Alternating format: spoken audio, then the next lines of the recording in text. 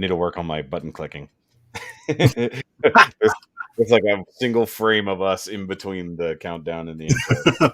I wish you could just line it. I think you can like click and line it up so it's just like this goes, then this goes. But I haven't used StreamYards in a while. It is what it is.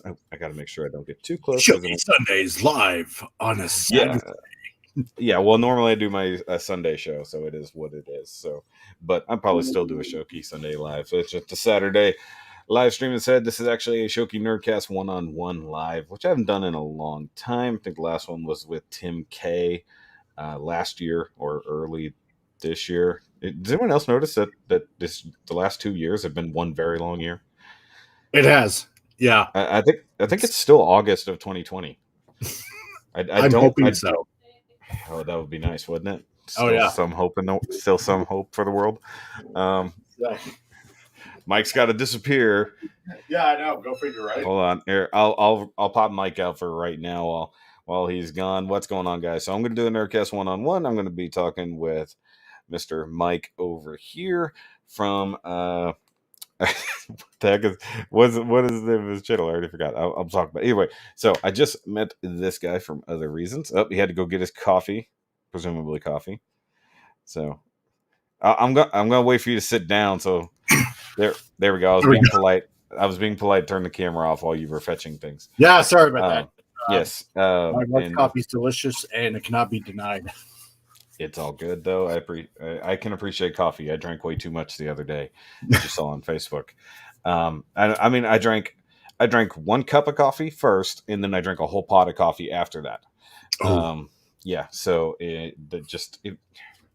my tummy was not happy, but it is what it is.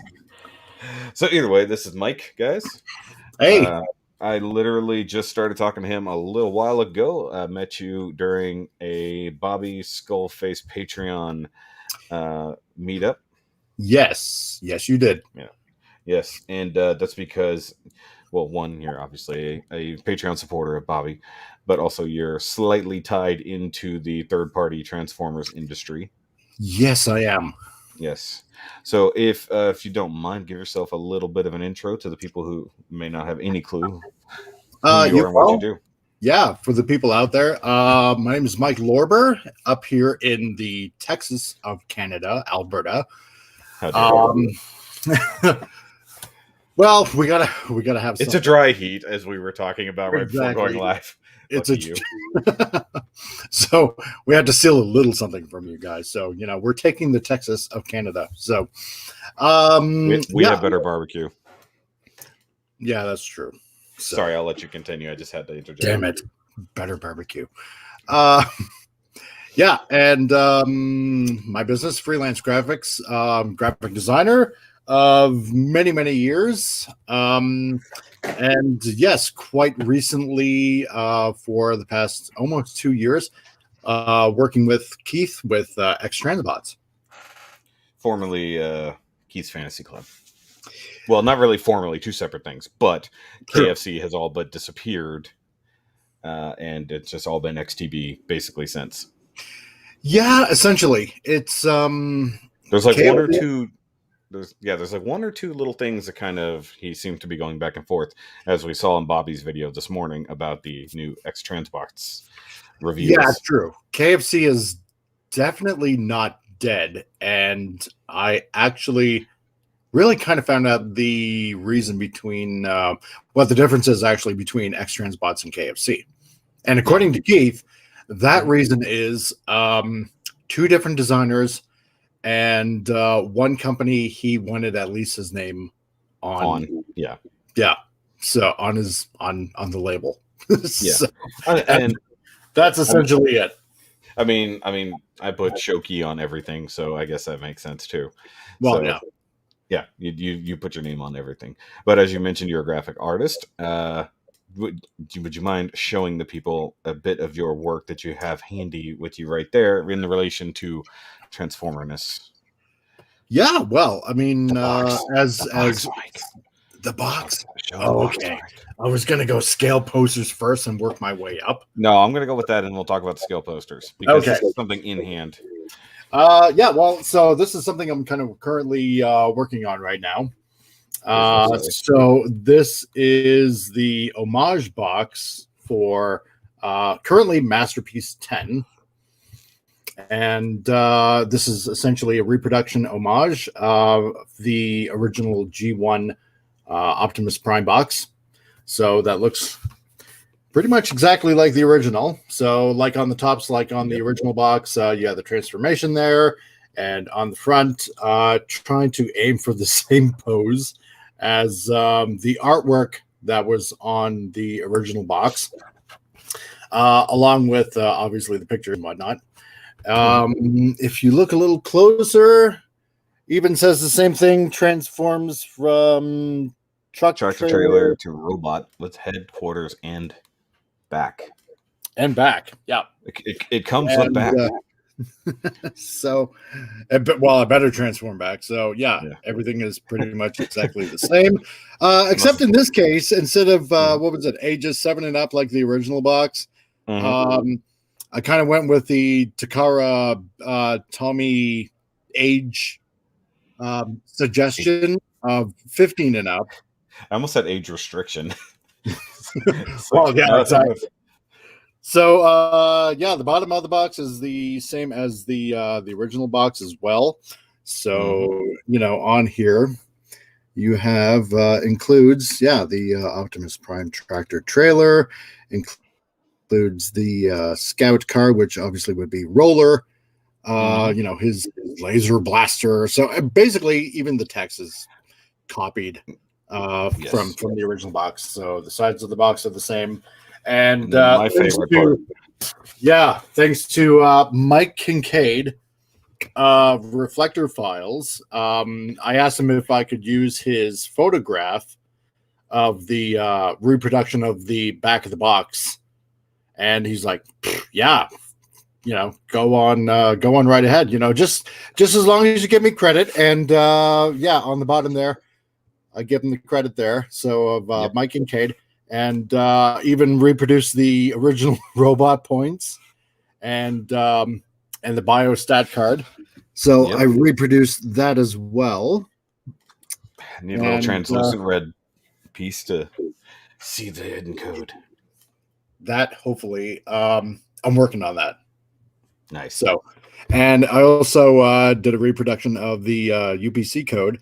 So if you were to take it to a Walmart or maybe even a Toys R Us or something like that, it would probably cost you the same thing as an original Optimus Prime back in 1984. So yes, if you're lucky. And I did see the one review that you shared that a guy looked at it and he did check to see that MP44 technically fits, but it's not designed to fit it. Yes, you can cram it. Actually, I was quite fortunate to run into him because he did actually help me sponsor this project. How that kind of came about is he bought a few scale posters. He was like, totally amazed with it. He just loved them, and asked if I was working on other projects because I was thinking about giving the scale posters a break, going a little hiatus for that. And so I told him of this idea, and he wanted to sponsor it. And so his logo was on it. Once I got a few more details worked out on improving this. I sent him one. He did a review. And so currently I'm doing a version 2.0 where I'm improving the cardboard so it doesn't crack on the seams. Yeah. And so that problem is solved. So right now I am working on trying to find an efficient, inexpensive way to do the inserts. Yeah. So either vacuum molded or foam cut out or something like that can be quickly reproduced for a reasonable price. Totally. So I've worked on doing Masterpiece Sideswipe. I got the box all designed for that. And that is, another G1 homage to the original box. Except in this case, what I did is I made it so you can actually insert the Takara Tommy insert and insert it Oh, that'd be cool. into So that it just bottle. fits the stock thing. Yeah, that's Exactly. actually that's a fantastic idea because Yeah. that saves so much time. You basically just throw away the original Takara box and keep Yeah. everything else and just whoop, new cool G1 homage box. By the Totally. way, I did forget this is a live stream. Sorry guys, we got to do the thing. We got to show off the Funicorn, the trophy of apathy, Oh wow. our That's zero fucks given hero. Sorry, that's part of my live streaming.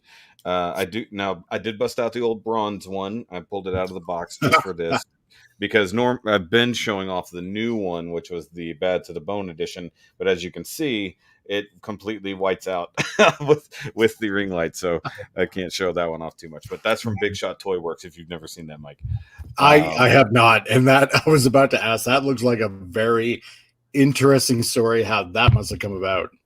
uh, Big Shot Toy Works makes a lot of really cool stuff. They've done a lot of molding work, design work for a lot of companies, and then they have their own stuff that they do. They also did the Apocalypse ponies, Oh which wow. are you want to see those? Okay, Oh, I hold on. have to see that now Okay, some of my because I know favorite my things. youngest daughter would probably be totally into that. Okay, so I still have them in the box. I haven't opened them here yet. So it's the four horses of the apocalypse. So it's That's awesome. death, famine. What are all of them? I don't even know. Oh, pestilence and war. Oh So yes. that's them. And of course, they're done in My Little Pony concept. And then there's also Maddie, which is their leader. Let's see. Does this happen to be regular Maddie? Nope. But good enough. So these are the small 4-inch. They had a 6-inch one that I missed, unfortunately.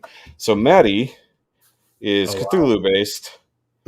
So this is actually this is the fire red one, which is really really cool. But I Oh, bought all the versions of the 4-inch Maddie that I could, including the glow in the dark.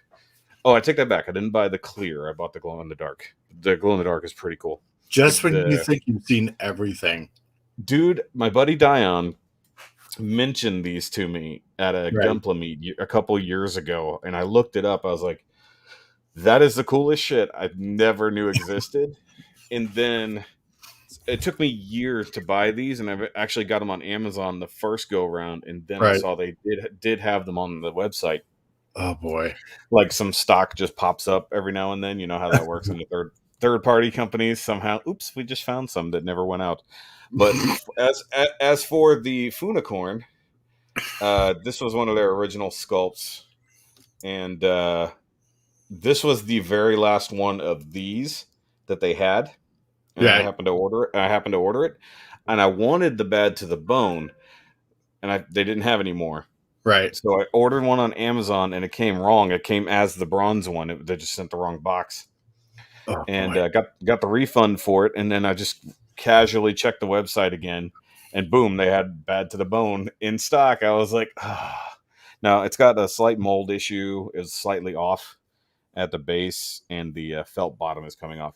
The other really cool thing I bought from them is a sculpture based on Mike Mignola's Monkey with a Gun. Oh So really? from Hellboy, it's actually back behind all this, or I'd show Nice. you, but I did a review of it. That lives in our living room usually. Like, so Okay. once I unpack everything, it'll be living in our living room.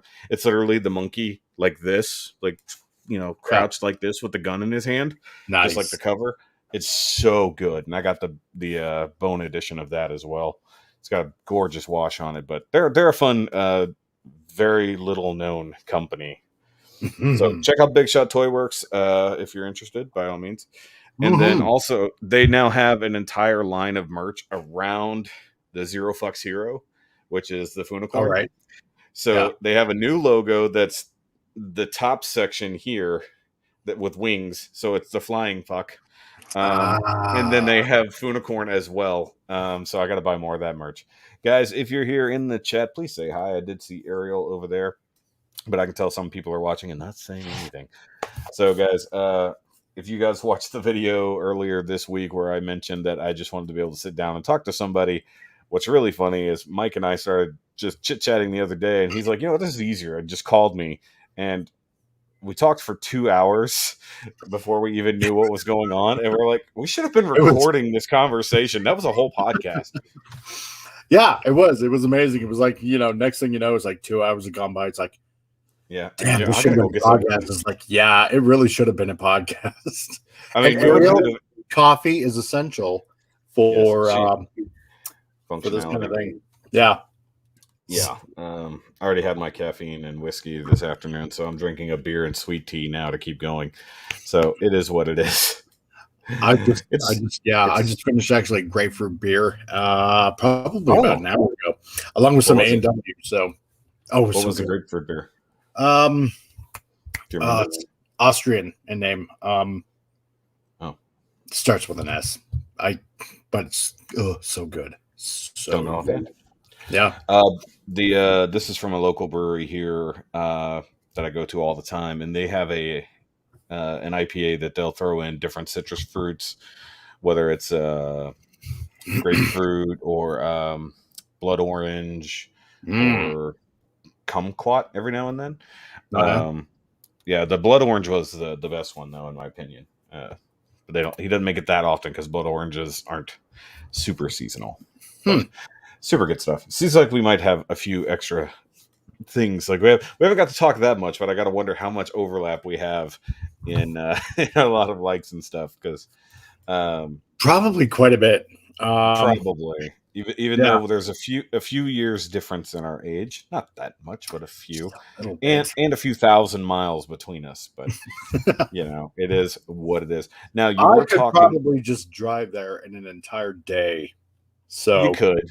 Yeah, you could. Because technically, actually, I think I Googled it once to someplace in Mexico, and it was like maybe 24 hours. It was like a day and some change. So, I mean, so I'd probably make it where you were in Texas there. So probably in about a day. Yeah, I mean, we're southeast, so you can get here probably in about 20, 21 hours. Yeah, probably good.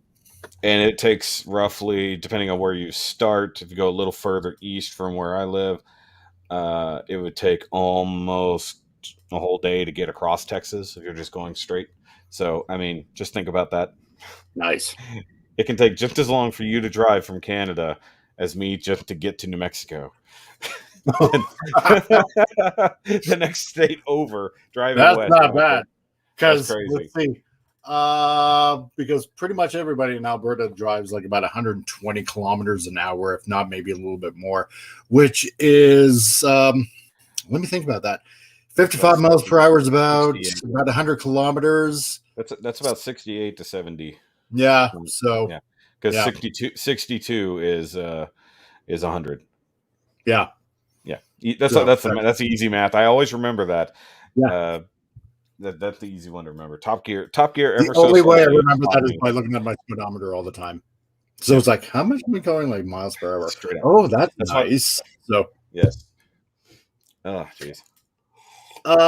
But yeah. But I was trying to segue and I screwed up by interrupting myself. That's fine. You were talking about your size charts. Yes. So the thing that has made you somewhat famous. I suppose amongst the third party transforming collectible people. Yeah, it has. It's a very interesting story, kind of how that whole thing came about. Boy, where do I start? I mean, the middle. I've been a fan since literally, I mean, the beginning, like since the Marvel comics came out and whatnot. And I remember like making posters and actually have them hang in it was a youth job center, and where they were kind of like helping youth find jobs and whatnot, and what particular skills they got and blah blah blah. And so there was actually a Transformer poster, actually a couple of them that I made, and they ended up hanging. So that was kind of like the start, I suppose. And then, I mean, the 90s hit, and then there was kind of like a dry out. And so, being an older kid of almost 20, you have a garage sale, you get rid of your old toys. and you sell your comic books and stuff like that. And now I'm wishing I never did, but Yeah. well, that's okay. I mean, masterpieces out and stuff like that, so they kind of grew up with you, right? So yeah, it started. I ended up as a graphic designer, and don't worry, I know this sounds all long winded and all that, but it kind of all makes sense in the end how I explain it. Back in 2002, Excuse me. I think it was 2000. No, actually, maybe a little bit earlier, around 2001, 2002, when My first year of Robots college. in Disguise came out. Yeah, I was like pretty excited, and this is around the time around 2000, 2001 when I discovered Cybertron.com and TFW 2005. And back in that day, car robots in Japan, came out, and I think That's right. That's right. Yeah, and Scott, I had it backwards in my head. I was like, I was thinking of the same series, but I had it backwards in my head. I was like, you said robots in disguise. I was like, you mean car robots? Yeah, car robots. It was like, but you said, I was like, oh yeah, that's right. And I was just thinking about it. But yeah, go ahead. Sorry. But that Bacala guy, that runs 2005, TFW 2005. He posted the Japanese. I believe he posted the Japanese series, and so I ended up watching that. And then I found another website, and they had kind of like little downloadable zip files that if you download them all, then you can watch like the original G1 series. And I'm like, oh wow. So I ended up doing that all over again. So I got my graphic design degree, and this is also around the time when card games were the big thing, right? Like Yu-Gi-Oh and Pokemon, and I don't know what you're talking about. Liar. No. As I still have all my original Pokemon cards. Oh, there you go. Right. I've been playing Yu-Gi-Oh on the mobile game lately. Oh, yeah. Yeah. So I thought, wouldn't it be a cool idea if Hasbro could produce a Transformer card game? And so I thought, you'd have one card game for robot mode, one card for vehicle mode, whatever it's going to be, or alternate mode, and you would have battlegrounds where they were fighting, like say the Crystal Ruby mines of Burma, or on the oil rig, like in the very first episode, or various locations like during the series, right, like on Cybertron or whatever. And then you would have equipment cards, certain weapons and whatnot, or gadgets that say Wheeljack made up or whatever, and so on and so forth. You would have various combat cards to play with. And I made a contact. Very familiar. Yeah. It's like, believe it or not, I still actually have the whole game saved on file in one of my folders. Yeah, oh yeah.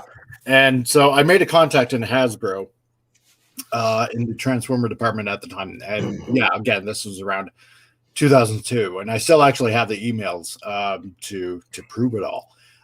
Josh Izza was his name, and we talked back and forth and whatnot. And I sent him a prototype deck, complete with a case that I'd made, to put an entire deck in, and wow. And so and a disc on top of that, and I might even actually still have these. No, that's the lithograph. I keep everything on file. But anyway. So the only thing you didn't keep was your original toys and comic books. You just keep everything since you're an adult. I know, right? It's like so terrible of me. Hey, if it can make you money later on, why not? Well, exactly, right. And so so that led into a lot of research. So not only did I have to rewatch every episode again, but it led me into the Japanese series of Headmasters and Master Force and Victory and whatnot, right? So this was a brand new world to me, right? That I had no idea that it went that far. And Yeah, because we never saw anything into the actual fourth season and beyond here. Unless you watch Chris McFeely, you wouldn't know. Well, yeah, that too. So, I mean, the only thing that we got that was close was the Star TV really bad dub ones.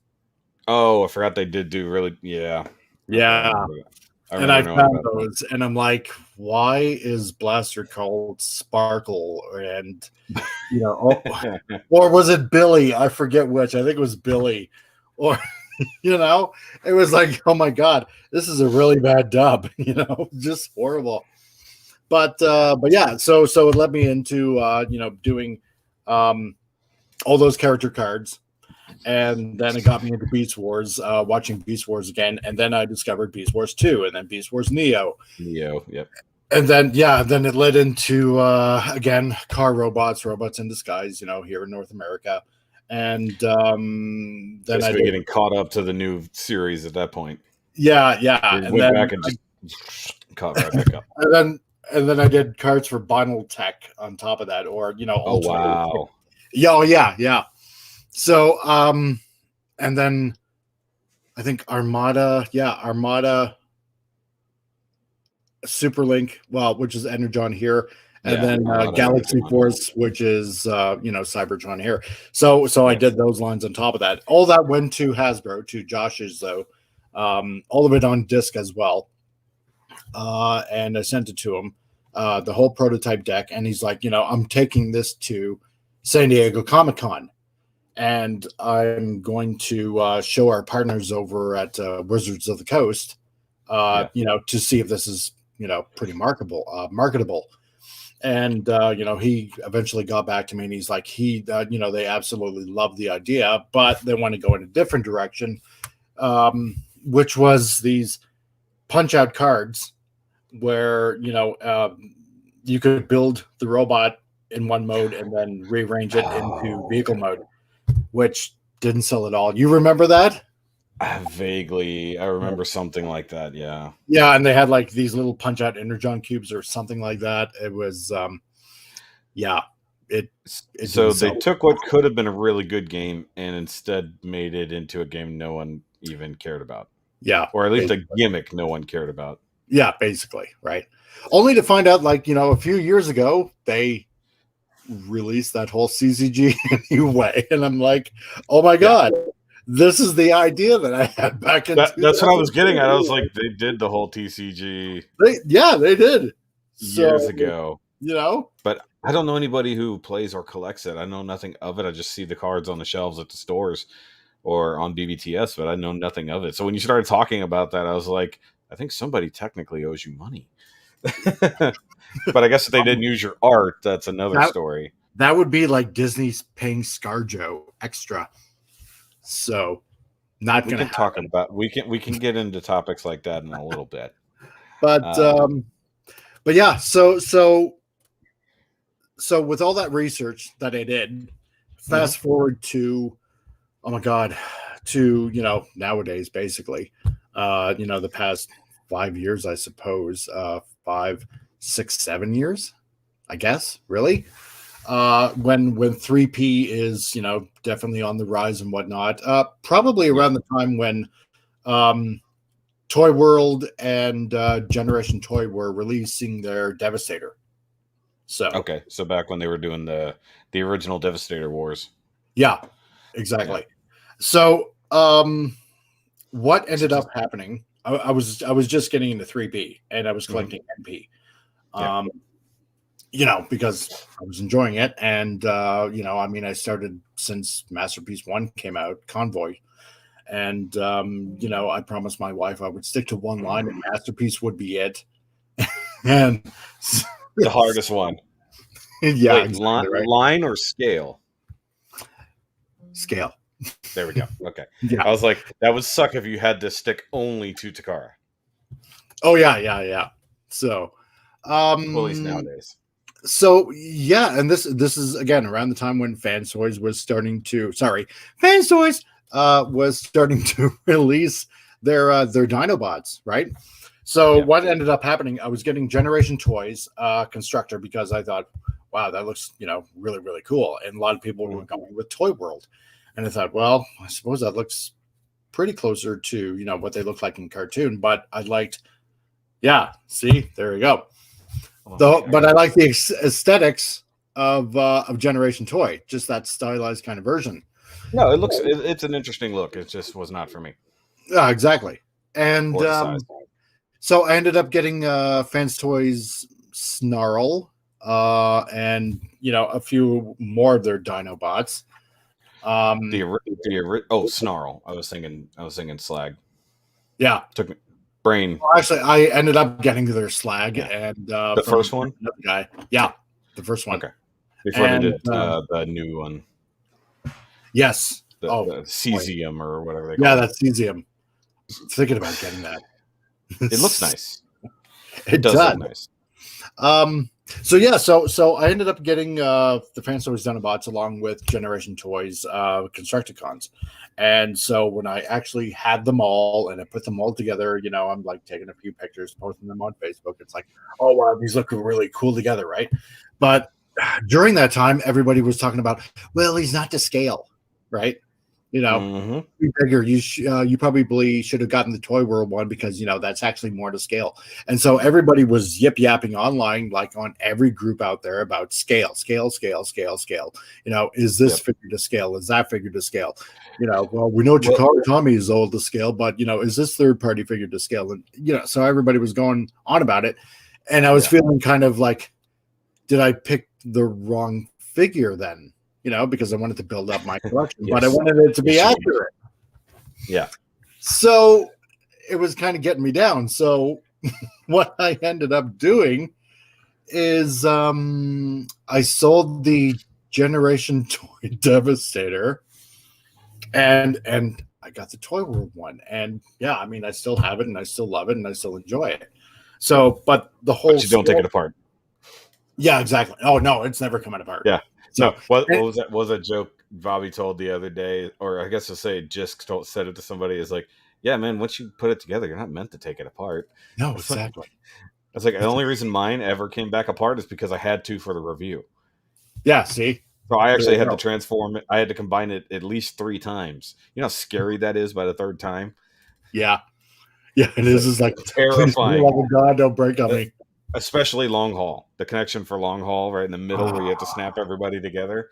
And the shoulder connections. Oh my God. I thought when I was putting long haul on, I thought there was actually something wrong with with the connection. And I thought it was like in the hips or something like that. It's like, this is not fitting together. And then I realized, oh my God, I just made a bonehead mistake and I should have done something else. But yeah, it fit fine. Oh, the first time I did it, I had him transformed wrong. I didn't have it quite in that right position with the bed. The bed wasn't in the right spot and he wasn't folded right. And That's I couldn't what get it connected at all either. I was you could get hook on, but you couldn't get the rest of it together. Yeah. And I thought, and here I'm breaking up my screwdrivers and stuff like that. I'm like, there's got to be something wrong. And I'm taking it, like almost taking the whole thing apart and thinking of that. I just got a bum figure and oh my God. So, but anyway, so yeah, the whole scale was playing on my mind. Right.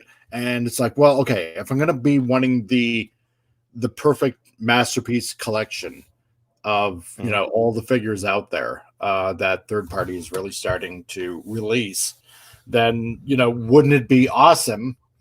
We have that rudimentary Sunbow chart, but didn't have every character on that, right?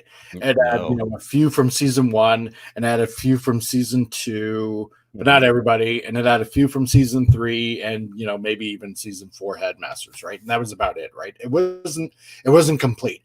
And if anything, if something is not complete, it drives me nuts. I am a completionist. If it's the graphic artist in you, that's what it is. Exactly, right? So yeah, if it's not complete, it just drives me nuts and I have to find every part, right? And it helped that I did all this research with Hasbro and doing this prototype CCG for them, like way back when. And I thought, well, okay, why doesn't somebody just make a whole chart? So it's like, all right, fine, then I'll do it, right? I have all the material. And on top of that, working with Josh Izzo a little bit back and forth from Hasbro, because, like I said, this is a whole long-winded story, but it's all going to make sense in the end. Yes. Josh Izzo at Hasbro, while I was doing the prototype card game, he provided me also with a lot of material. And some of that material was the production scale charts that they used on the original show. Oh, wow. Yeah. So if anything, I'm a pack rat when it comes to No. no, No. you silly man. As he has his discs of this exact stuff sitting next to him on his desk from 2002. Yeah, exactly, right. Like, who uses CD-ROMs anymore? So, I mean, you could technically put them all on a USB drive or 7. well, yeah, I could, but who does that either? So, Not no, Canadians. I back up everything. So it just back up to the backup to the backup. Yeah, pretty It's in the much, cloud. right? It's in the cloud. So I had all the projection charts. So that was a good start already. It's like, okay, well, I know, what picture, what characters should be what size. Let's go even further. So I started making it bit by bit, and I had, pretty much all of season 1 done. So what I didn't have were some of the characters from season 2. I had a few, but I didn't have all of them.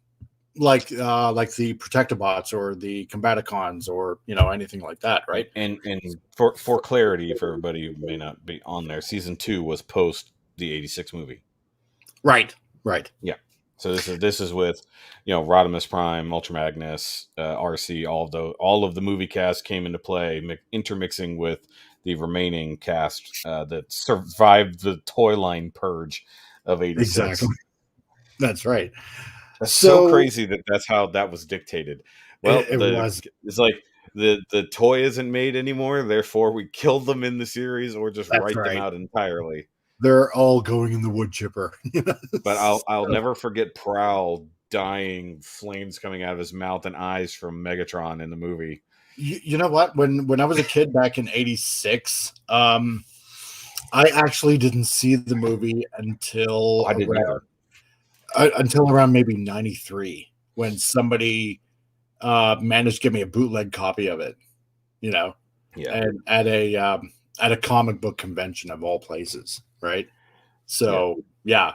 The only exposure I did have for the movie back in 1986 was actually through the Marvel Comics.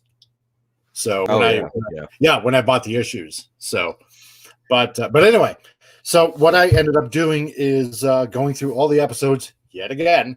And as you know, there were a few production houses that did the episodes, so I had to go through, which production house was the most consistent, in their animation, and take various perspective shots into count and whatnot, and then kind of base it on that, right?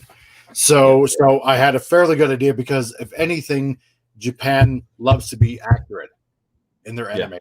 Most of the time. They like to be as on model as possible. Exactly. Because if anything, they love to stick true to the origin sources, right? Whether it's whether it's an author through manga, and they try to keep it as authentic to the creator as possible. So with that, knowing that mindset, you kind of get a good idea of who was the most consistent during those episodes and whatnot, and even through the Japanese series. So I did that, and added a few more figures that or characters. I mean, like the Quintessons and whatnot, and only to find out later on that I ended up getting more sources from a contact in Japan that had more production charts, and to find out that especially with the Combaticons and the Protectobots, I was off by like maybe 1 to 3% off in my findings, right? Yeah, which is not bad. That's pretty close. 1 to 3% is extremely minuscule, right? In in my own experience with trying to take something I can only see on a screen and try to figure out its exact size Yeah. to make something based off of that. Yeah. My NECA Teenage Mutant Ninja Turtles. Right. Um, you could only get the Foot Clan weapons rack with the original FDCC release Oh, that wow. came with Shredder, Splinter, and a couple Foot Clan members.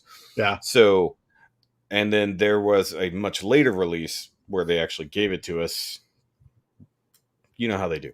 Yeah. But I wanted one because I had so many Foot Clan members and I had a buttload of weapons that I can't just do stuff with. So I took an image from oh, my brain. What is that guy's name? Uh he's a reviewer. Oh, Anthony. Anthony, I think just Anthony's Reviews, something like that. But he's a toy designer as Right. well, so he's on top of that stuff. So he had the set, and he was doing a review, and he had all the figures in the rack lined up on a white background. Oh, So wow. I freeze framed it, figured out because I had the Foot Clan member and I had Yeah. Shredder, so I figured out from the size in scale compared to the image. Yeah. And so I extrapolated the design of the thing, which was a not exactly basic A-frame, Right. and then the spacing, the size of the boards, because it's supposedly made out of wood for the real Yeah. thing. And then I scratch built it, and I was within a quarter of an inch one way and an eighth of an inch another way dimensionally. Wow. But they're almost Not bad. exactly the same height. The Yeah. width was what was wrong because of parallax from the camera. Quarter of an parallax, inch, not bad. no, but we're talking in scale though. Like Yeah. a quarter. I guess no, it was an eighth of an inch. It was an eighth of an inch. Well, that's Because still quarter of pretty an inch. good. Yeah. So if you see them side by side, Yeah. you don't really notice, except I added way more detail to mine. But Sweet. the fact that I got the angles almost perfect. I altered mine to just be an A-frame. Theirs came down and the feet went straight down, which All made right. no sense.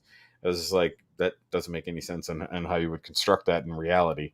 But the fact that I got that close just by looking at a Yeah. image, a still frame from a review, so I couldn't even imagine trying to take or do what you're doing, literally looking at hundreds of hours of cartoon footage, trying to compare characters standing side by side, whether they're on model from this studio on this day to this studio over here, and whether or not that they bothered to even scale them at all because it was a Friday and who the hell Well, cares, yeah.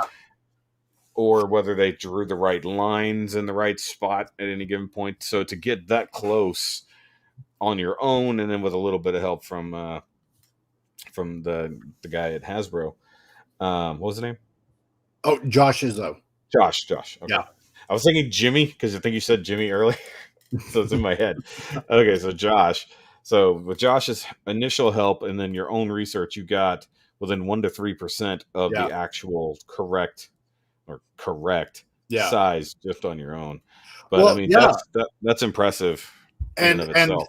and the other thing you got to remember too is back then, I mean, besides everything being hand drawn, Back in the unlike way back. most stuff today, Yeah. their schedule from script to finished episode was extremely rushed because it was an extremely popular product.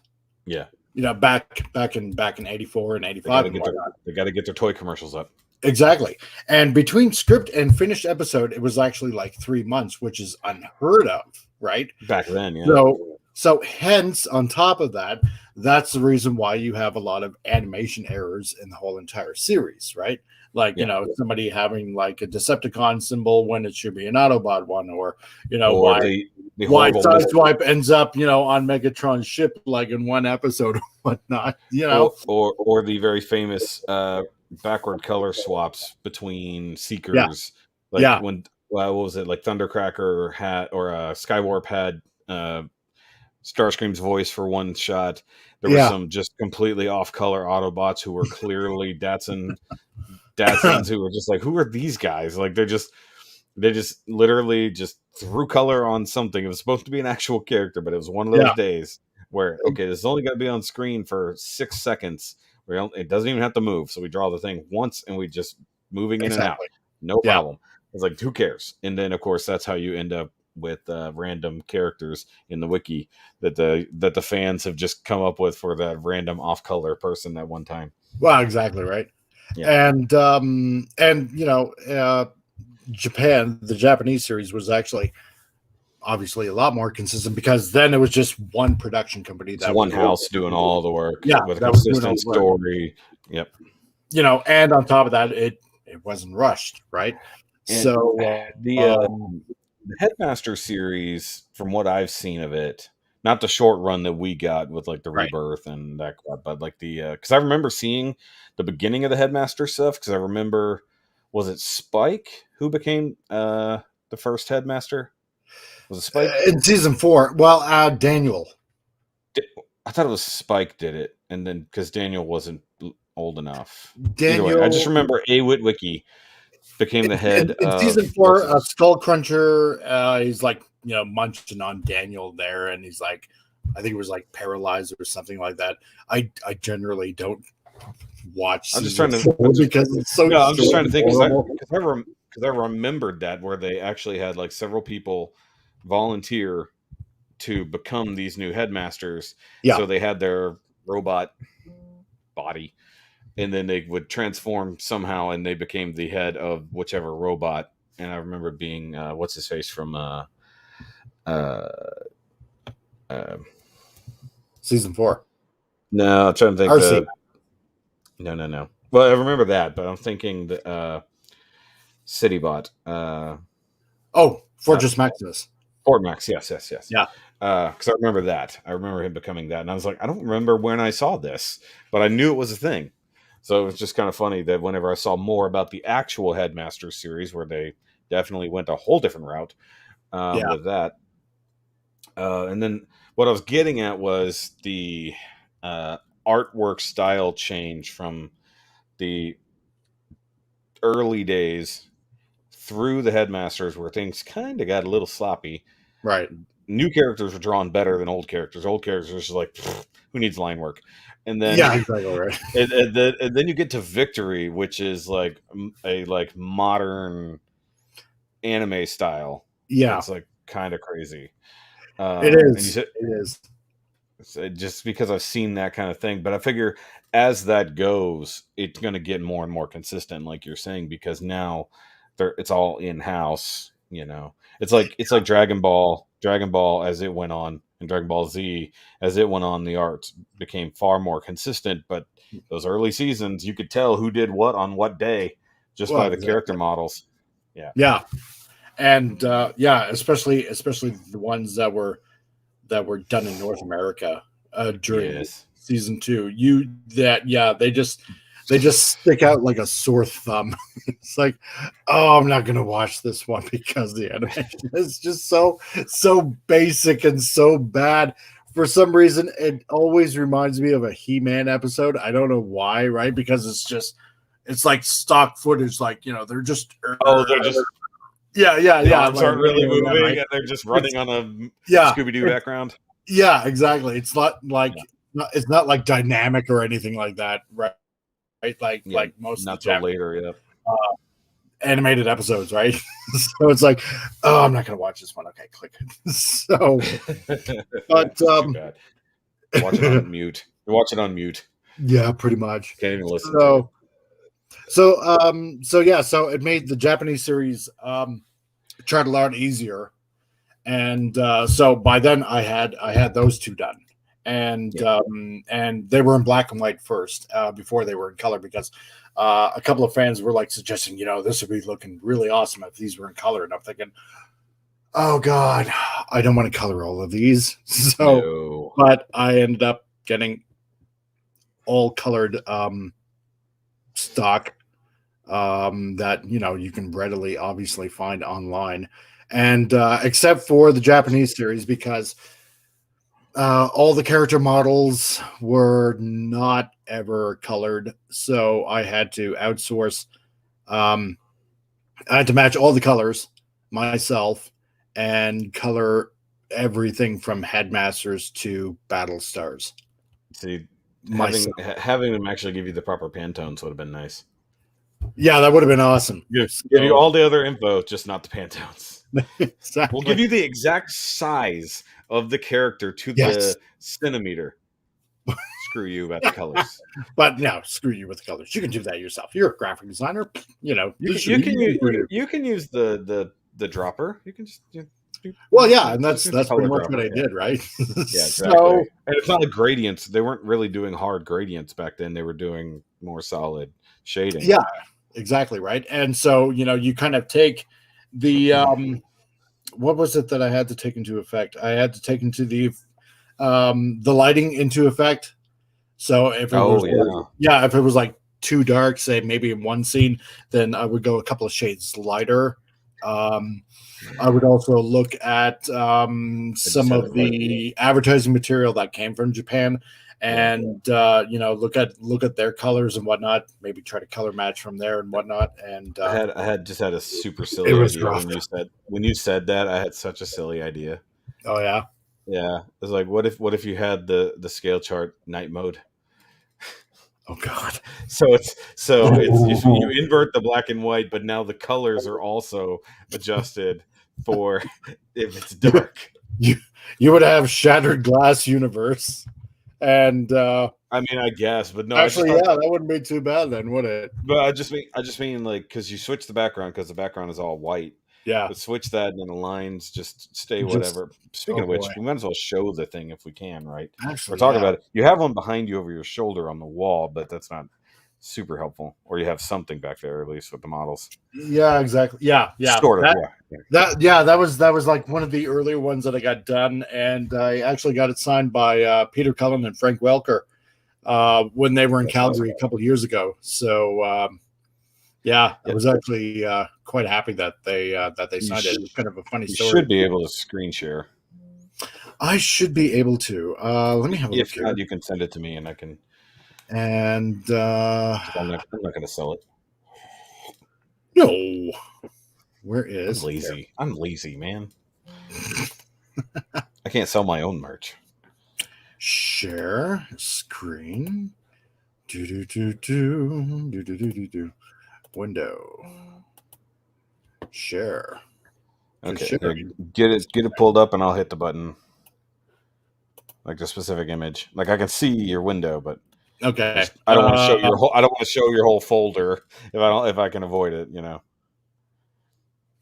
Is it going to do that weird thing that Skype was doing where it doesn't show if you select the actual photo that's popped up, it makes your life easier. Oh, okay. Yeah, because if you have the folder open, it'll never show the photo. So you got to click on photos. Oh, really? Okay. In the screen share. Yeah, and then when you can cycle through the photos themselves with your arrow keys, and it'll do it on the other thing. Oh, all right. So even if I... So change your screen share to the photo that's open. Oh, I see what you're saying. The photos window. There we go. That's what I'm trying to say. So if I do... Because that's how we did live stream reviews of Gundam series, and we could put the images up on the screen. Right. All right. So it's both a convenient and inconvenient software here with the good old StreamYards. Let's see. Yeah. There we go. So, yay, add the stream. So this is what we were talking about, guys. So so this is the first one that is the most up to date currently right now. I was actually quite surprised. I thought I had Skylinks correct before, but actually Skylinks, yes, is supposed to be that big. Supposed to be. Yeah, he's supposed to be that big. That's one of those. He's one of those ones where you're like, he's clearly mass shifting at any given time because when he's big enough to fit normal sized Transformers in him easily, but then other times like he's on like almost face to face level with Ultra Magnus. But the fact that he's supposed to be taller than combiners. But if you recall from the 86 movie, Devastator formed inside of Metroplex. Huh? Yeah, of Autobot City, Metroplex. No. In the movie. Oh, in Devastator, Astro Train, and right. Astro Train. Yes. So Astro Train's own scale makes no sense. So that when he That's transforms into right. shuttle mode, he can fit a full-size combiner. Now, mind you, at least by actual scale charts, Devastator's not even the biggest. Predaking's the biggest combiner, right? Slightly. Considering the wings and the guns. Believe it or not, yeah, he is slightly larger than any other combiner before him. Yeah. Well, he should be, because you know what's funny is I always thought that Predaking was 6. I don't even know where I got that idea. Like, it wasn't until way later that I realized he's only 5 bots. Yeah. But I only saw him in action a few times. So this is just the at least up through season 2, yeah, because we got the city bots, but nothing too crazy. We don't have the bigger boys, the Scorponok and. Oh yeah. And you know what? Even with Galvatron, Yes, by all means, zoom in here. There we go. A lot of people were actually saying that Cyclonus is not actually bigger than Galvatron. It's like, well, I can show you the proof. And I mean, I knew Cyclonus. I always thought he was taller than Galvatron, so that's not even a surprise to me. And yeah, actually, you know what? He is slightly, yes. Believe it or not, it's the cell head. Yeah. So, but Wait, yeah, when I did Cell a ripoff of Cyclonus, maybe flip the wings back, and then look at the boots. Hold on, zoom in on Cyclonus. Just imagine him in green. Oh yeah, the legs, the way the arms are. Yeah, perfect Cell. Just give him a tail. I think so. Oh, that's so funny. If that wasn't even intentional, but that'd be hilarious. But now I want a cell shaded Cyclonus. That would be awesome. Get on it, New Age. I just tell New Age to do it because they do all make it happen. See, Ratbat. Hold on, that was an interesting one there, because Ratbat, you always think he's roughly the same size as Laserbeak, but no, he's actually bigger. Yeah, he is like slightly bigger. Yeah, and obviously, yeah, a lot wider. So, but not as big as he is in the comics. No. Oh God, no. And then he becomes a whole different, like, full body Transformer, which is he does. Yeah. So, but anyway, so what ended up happening after I did this one and the Japanese one. Oh, that's so cool. It oh my God, the colors though for that one. I started getting requests from some third parties, companies. Like I was actually talking with Fans Toys, and then I ended up talking with Keith and of X Transbots and Fans Hobby, and then after that it was Toy World, and somehow Zeta found out and they wanted a copy. But that's how we end up with so many, because so many of them, as we were discussing earlier, and as you snidely said, Takara kind of obviously set the scale for MP, because obvious reasons. Some people just went off, did their own thing. Some people said, well, it's to scale from this one particular episode. And we're making it just sort of fit with this. But then others are like trying to be on the money. And I think once it got to Zeta and Toy World, or Toy World, then Zeta, especially with the combiners, as they're kind of all sharing that same info, and now they've set the scale for combiners, to even Fans Toys is, I would say they're at least close, if not. They're very close. They're very close. They're not trying to be exact on the exact scale there, but other companies just don't care. They're just like, we'll make our own scale, but we'll make all of our people in that scale, so that regardless, they should scale to each other. Exactly. And then when it comes, of course, to our city bots, that's the ones where it just goes out the window, because nobody's going to try that unless Fans Toys actually bothers with their Fort Max. Which we'll see. But because that makes me think, because just looking at your chart there, the Toy World Devi is slightly too big to be with the DX9 Omega. Yeah. Just slightly. However, it does scale very nicely. The Toy World Devastator does scale very nicely with Fans Toys version of Omega Supreme. Terminus Giganticus. Yeah, So yeah, I'm a DX9 fan. because Plus, I got it was I on got sale. mine side by side. You know, yeah, Mine were fighting. yeah. But then I also had Superion fighting Scorponok, which made no sense. So I put my combiners fighting each other, and then I at least put my somewhat city bots fighting each other. Obviously, Scorponok's not remotely big enough. Obviously, But what is crazy is that Triptychon is so much bigger than the Metroplex. Metroplex. Yeah, I think that but probably is partially because his head is so huge. Because he's it's a duck. he's got the giant head. Yes. Yeah. But he's also got the weird orange thingy sticking out of his head, whatever the hell that is. But like when you see them fighting each other in those couple episodes where they're actually going at each other, they're roughly the same size, because that's going to be a hard thing to truly communicate. But that also makes that purple car that's on his chest make no sense size wise. Yeah. It's like exactly. That thing's the size of a combiner, but it's supposed to be just a normal regular transformer. It's like, yeah, I would love to see the mass shifting going on with that there, right? Now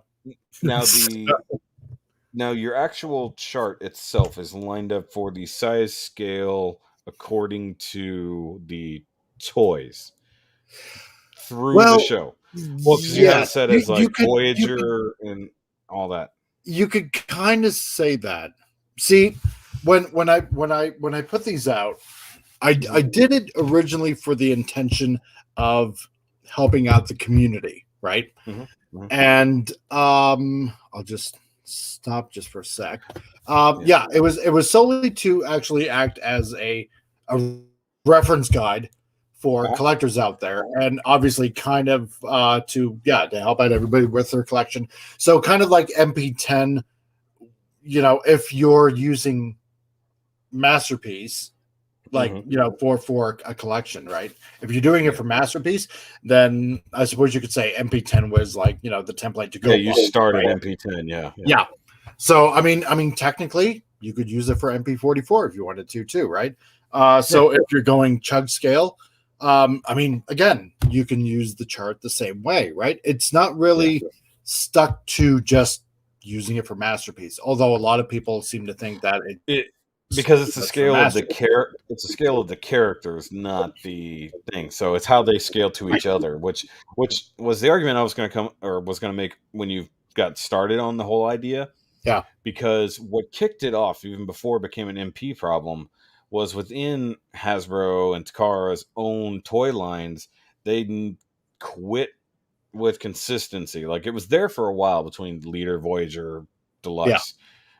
And then what was it before Legends? It was something else. God. Or maybe it's because they renamed it now. Now it's Core Class, not Legends. Something like that, yeah. Yeah. And they weren't consistent at all. Like, no.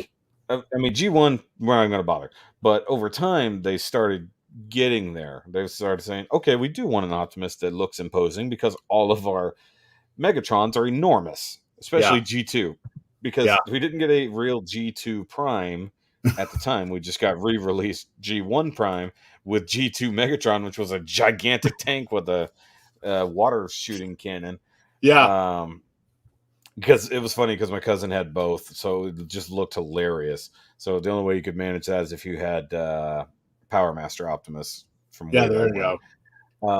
And so like the consistency started with Think Within the Generations line. And then when they started branching out and doing different stuff in that line, it really screwed everything up. And I think it's like, we're going to do this series in a Generations line instead of continuing here. Now we're doing this. And now, okay, we didn't finish this line. It's like, okay, we're coming back to these characters.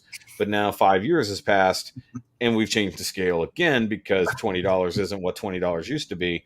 So now we're going to, and then you get to like Combiner Wars, where it's a giant mess for most of it. And then once you get past most of the Prime Wars trilogy, City Bots aside, because they just, Titans class are what they are. You can't really do much about that. Yeah, exactly. You get to the modern day stuff within the uh, War for Cybertron series, Yeah, and it finally starts to matter again. it Like does. they actually started paying attention again, Yeah, both within the series and the toy designs, and especially within Beast Wars. The Beast Wars stuff from Kingdom is like really to scale for the characters. it And is I'm like, surprisingly so. Yeah, especially in robot mode. I mean, animal mode scale was already out the window. Let's be honest here. yeah, But the bot modes are so ridiculously close. yeah, It's like a leader class makes sense. A big Voyager makes sense. A yeah. small-ish deluxe, while annoying, makes sense because it's like they need a class. They need to do two more intermediate classes and stop Mm, calling them deluxes and Voyagers. I was like, give us an intermediate between those that makes sense because you do have things that aren't super tiny, so they don't need to be a core class, and you do have things that are just ever so slightly bigger than deluxes, but don't need to be massive like a Voyager.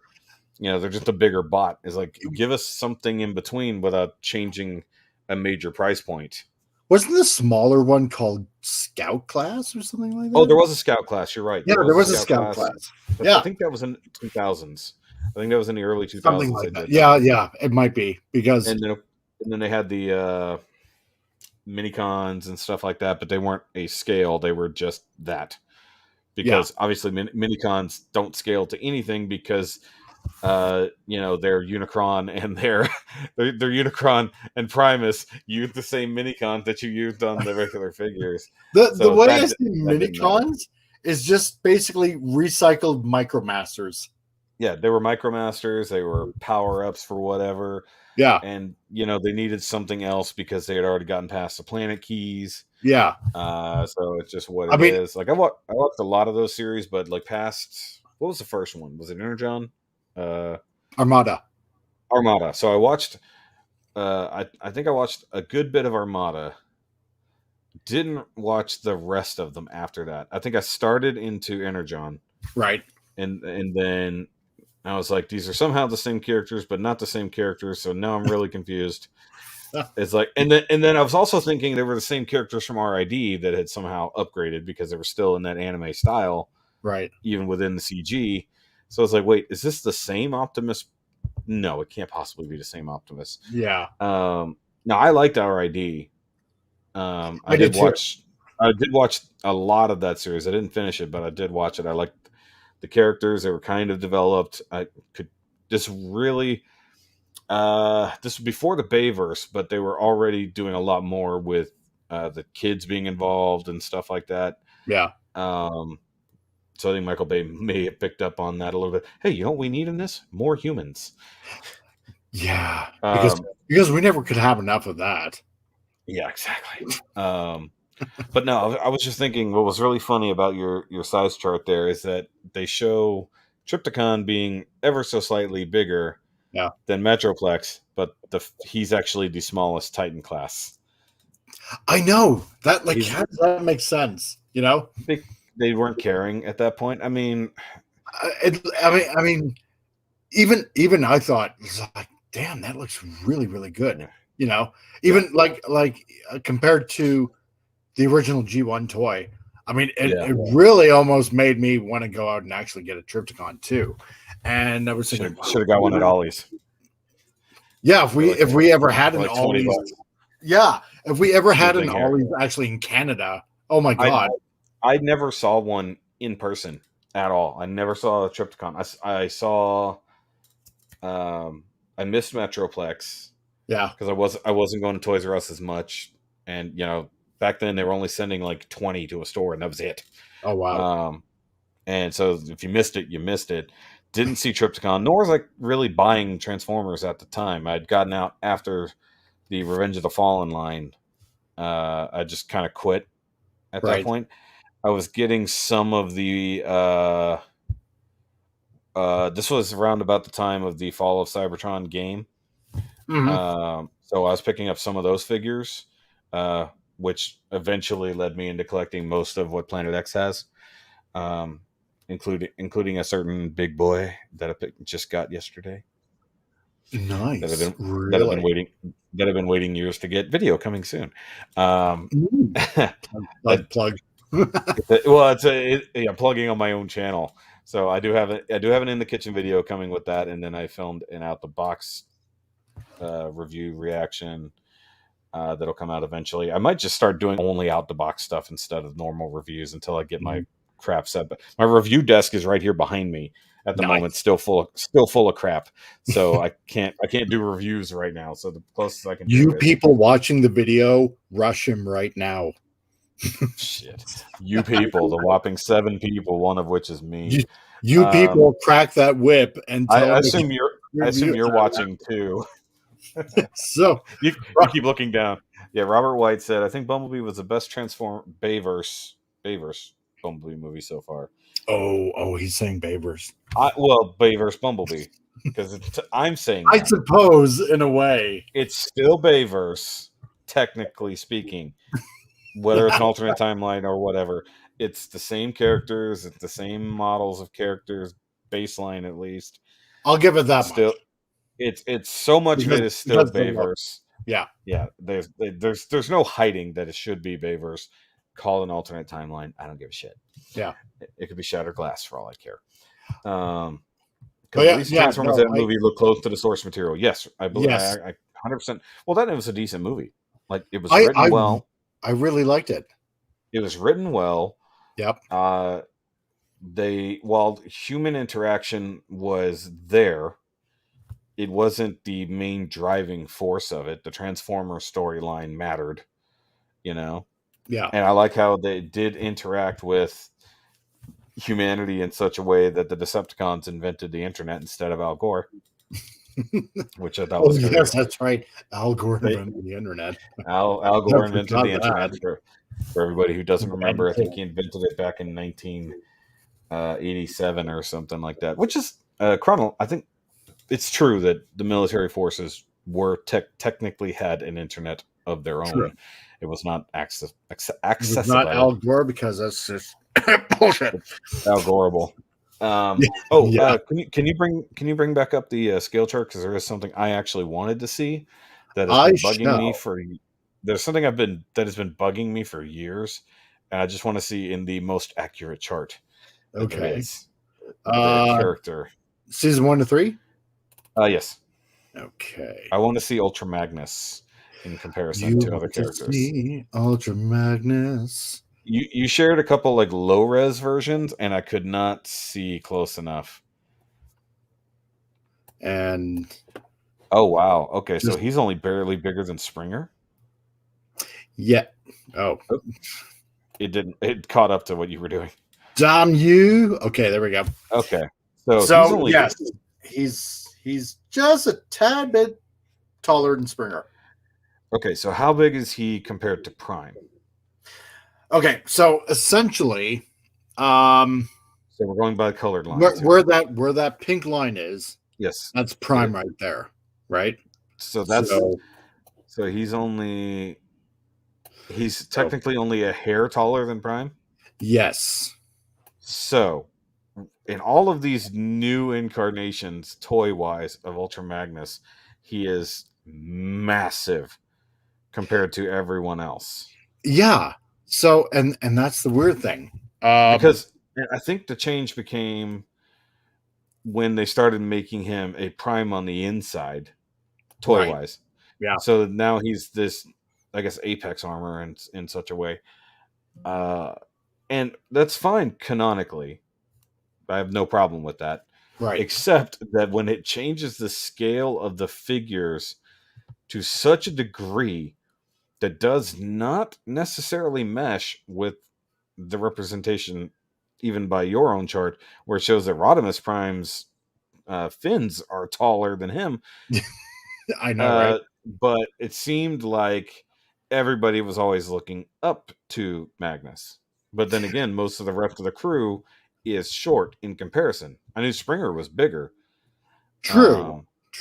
But it seems like Magnus, in most iterations, is represented as up to that blue line in modern takes. I suppose because see, I think the name has something also to do with it, because when you're using names like, for example, like Ultra Magnus, I mean, when you're thinking Ultra, right, Yeah. which usually is like, like it's obviously a big word, right?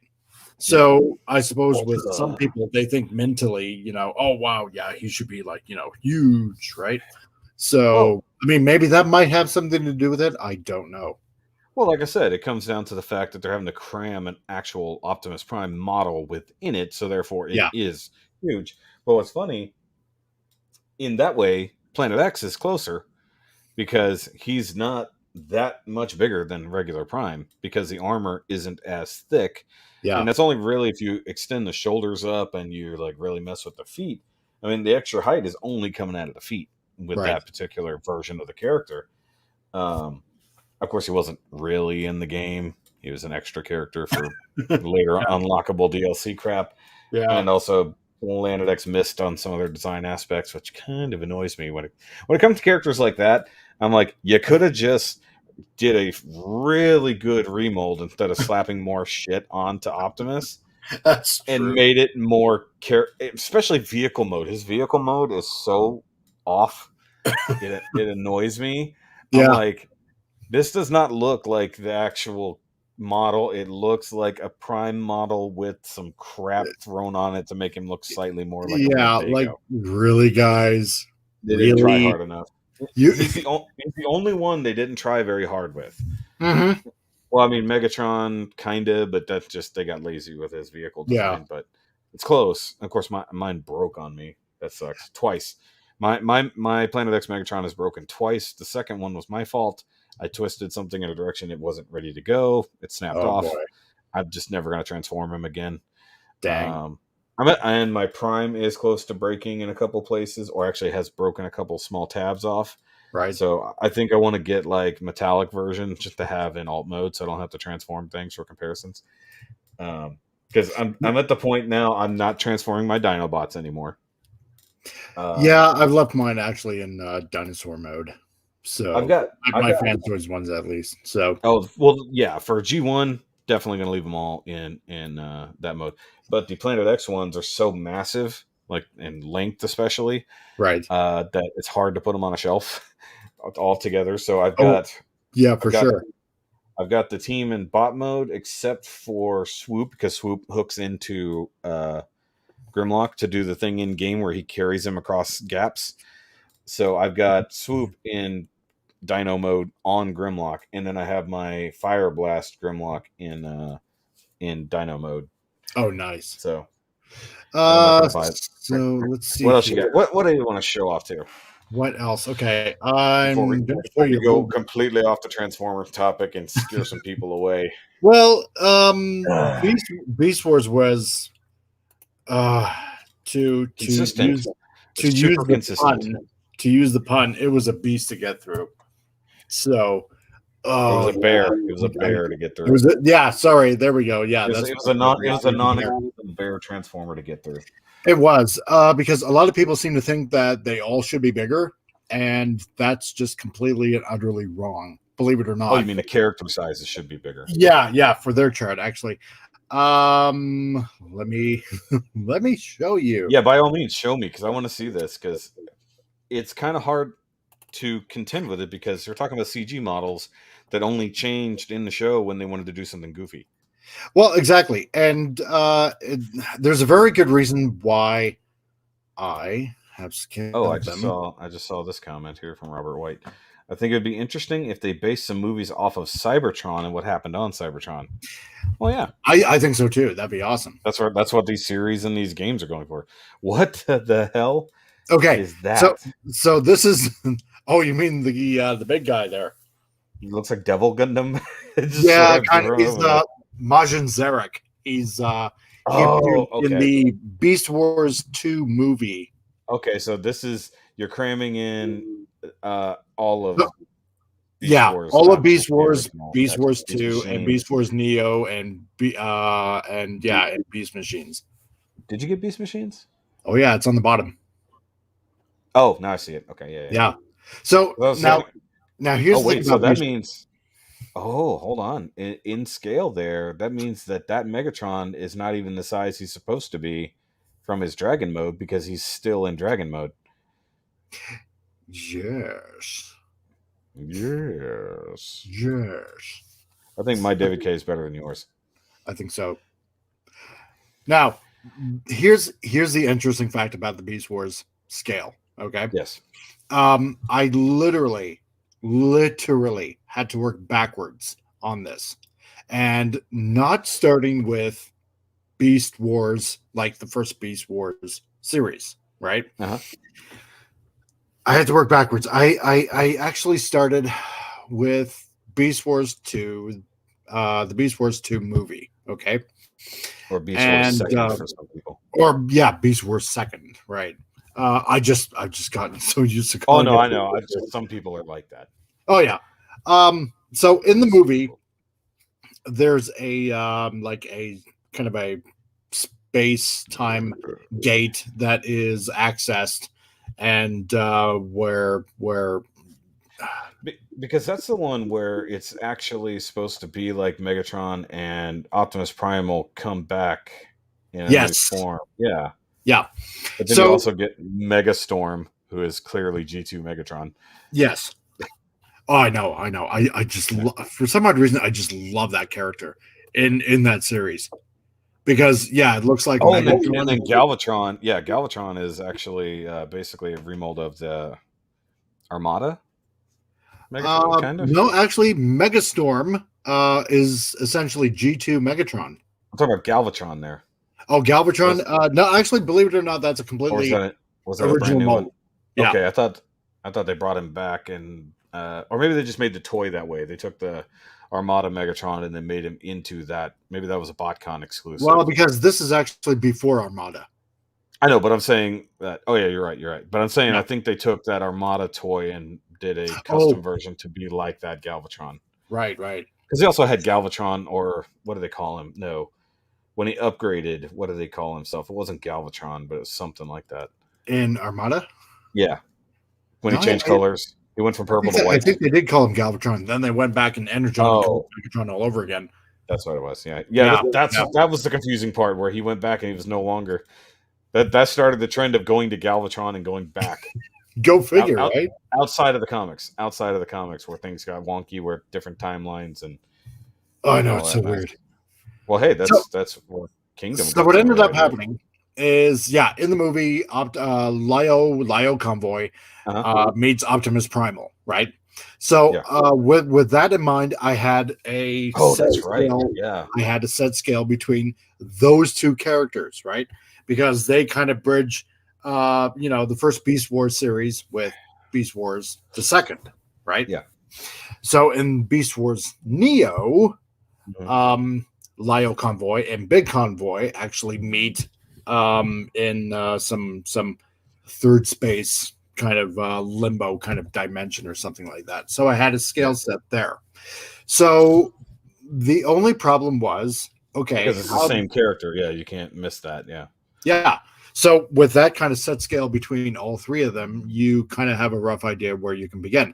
The only thing is, how big are the Maximals and Predacons, compared to G1, right? So you had to go back to Beast Wars, where I had to go time where they were side by side.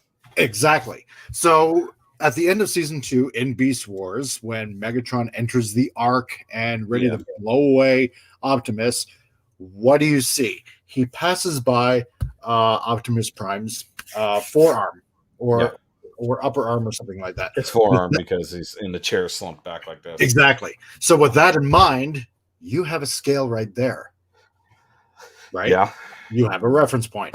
So from there, you know how big Transmetal Megatron is, and then that way you can kind of work everything, because for example, Rhinox never became Transmetal, yet you do have some reference points between, say, a Transmetal 2 Megatron and Rhinox, so that just makes everything else fall into place. And so between Optimus Primal and Lio Convoy, then you can pretty much scale the entire Beast Wars, the second line. And on top of that, I ended up with those production scale charts as well, along with Beast Wars Neo. So I got those from production as well. So I can scale all those quite easy. And then, that just left Beast Machines.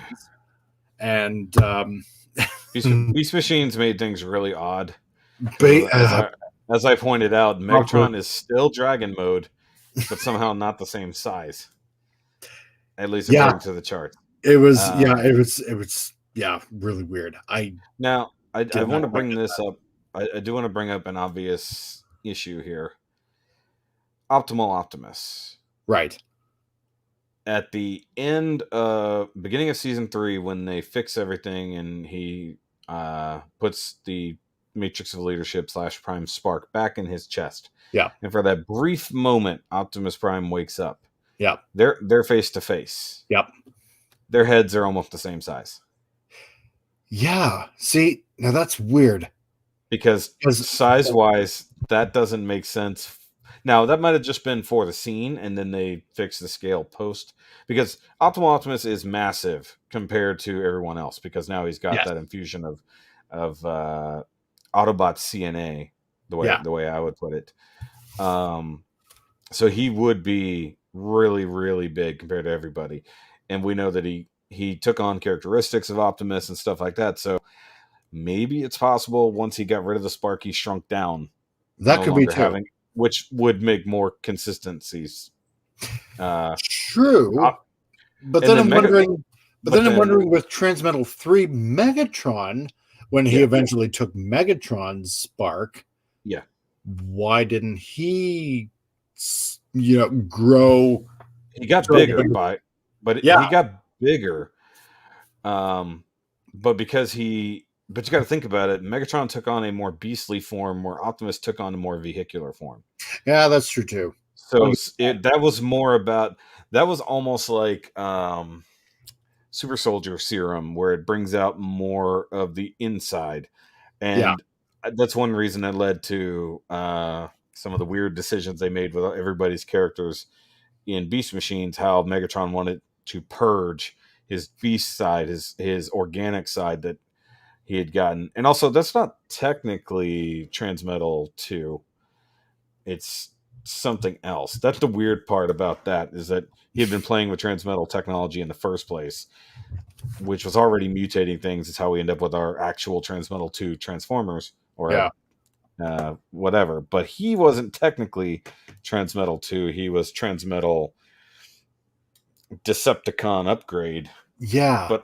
But the difference between having something so evil put in you when you're already evil versus something so good and mechanical in you with something so self-righteous and honorable.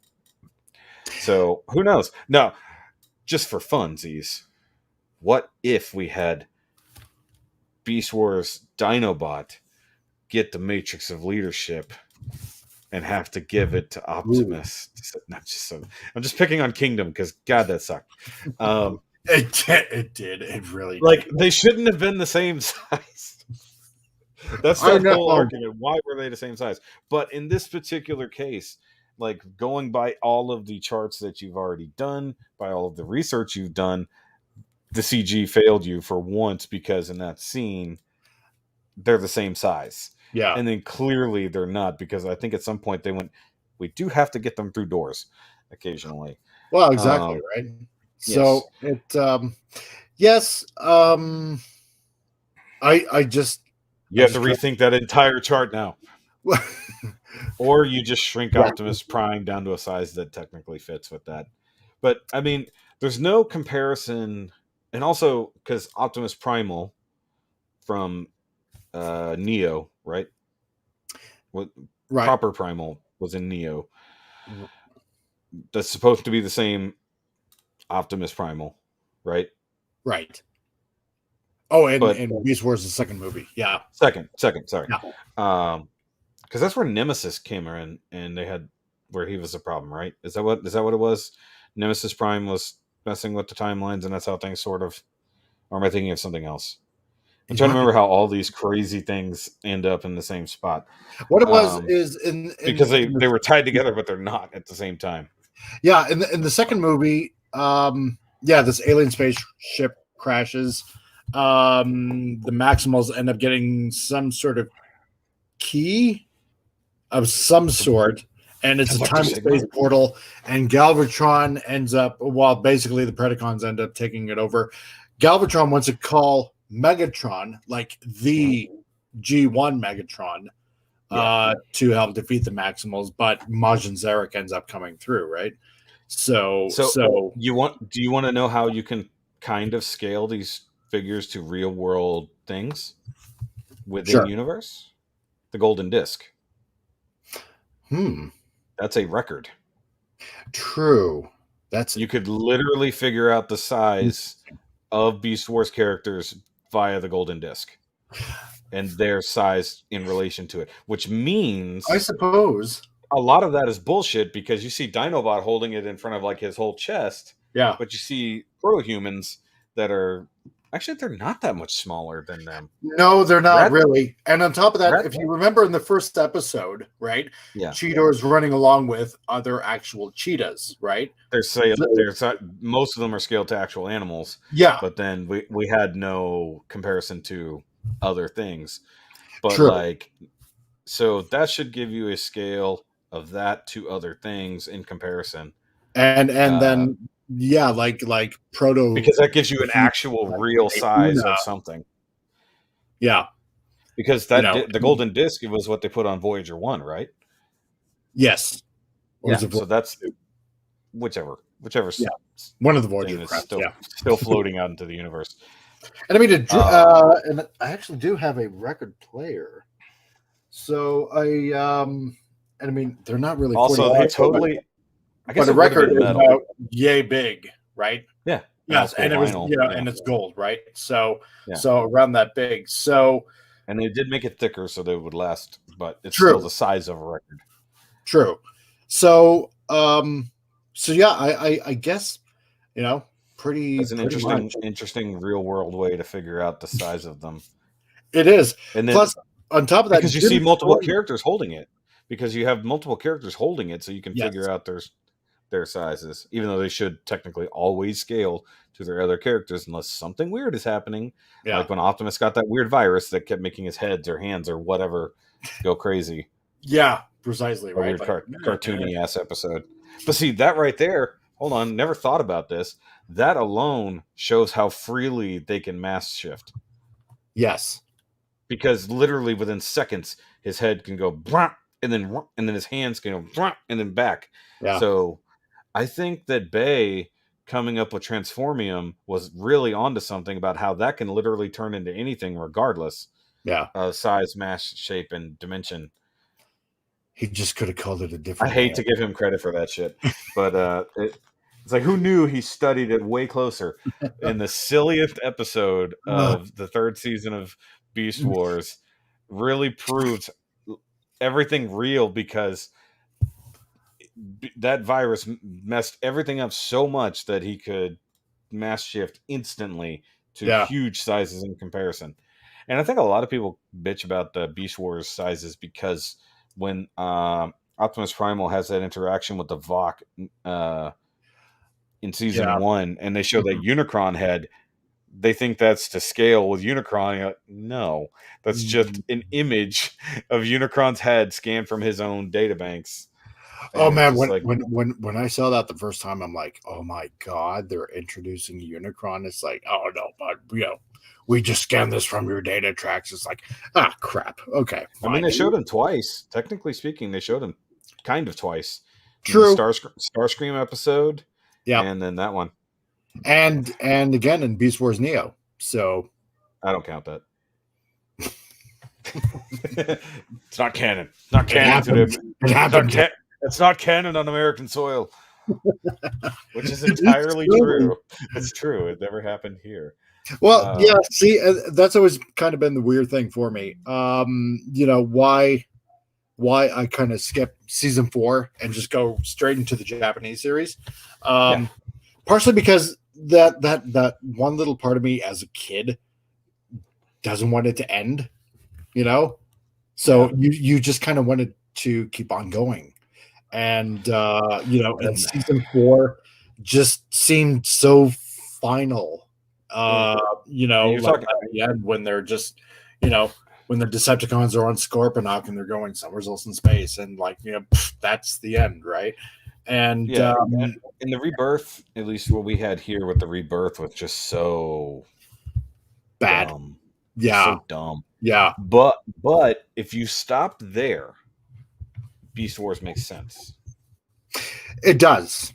because It it still does. keeps the reverence for Megatron and Optimus Prime ending the war the way they did. Yeah. Because it wasn't Galvatron. See, here's the thing. Also, though, Yeah, they don't reference Galvatron. I mean, even if you weird. keep with the Japanese continuity, Beast Wars still kind of does actually make sense, right? Yeah. Because it's still the original Megatron.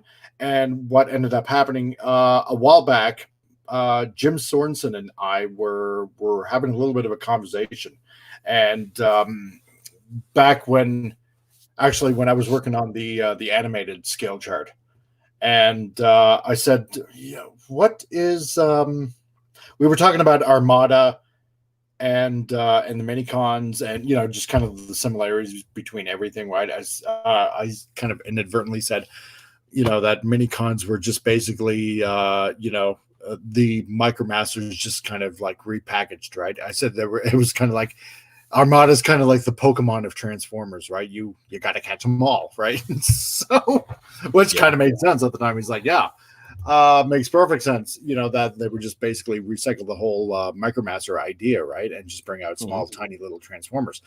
And then I mentioned something that I said, you know what? If you kind of go back and look at Victory, and then after that Zone and Battlestars and whatnot, I said it's kind of interesting how it seems like the Transformers got bigger and bigger and bigger, right, with powered masters like in Zone and stuff like that, and then Battlestars and whatnot, but they also started getting smaller and smaller and smaller with Micromasters. And on the other end, yeah. And I said, wouldn't it be interesting that if the Micromasters were actually the actual descendants of the Maximals and Predacons, or not the descendants, the progenitors, basically. Yeah, the progenitors, basically. Yeah, and that totally makes sense. It does. Why they were subservient class, kind of. And Jim was actually like, you know what? I was kind of actually working on a storyline about that. How that probably might actually have been what happened, right? That the big gas guzzling Transformers kind of just, Energon guzzling, the way of the dinosaurs, so to speak, and the more fuel efficient, so to speak, Micromasters ended up basically taking over Cybertron and becoming, eventually the Maximals and Predacons. And he's like, it's an interesting theory.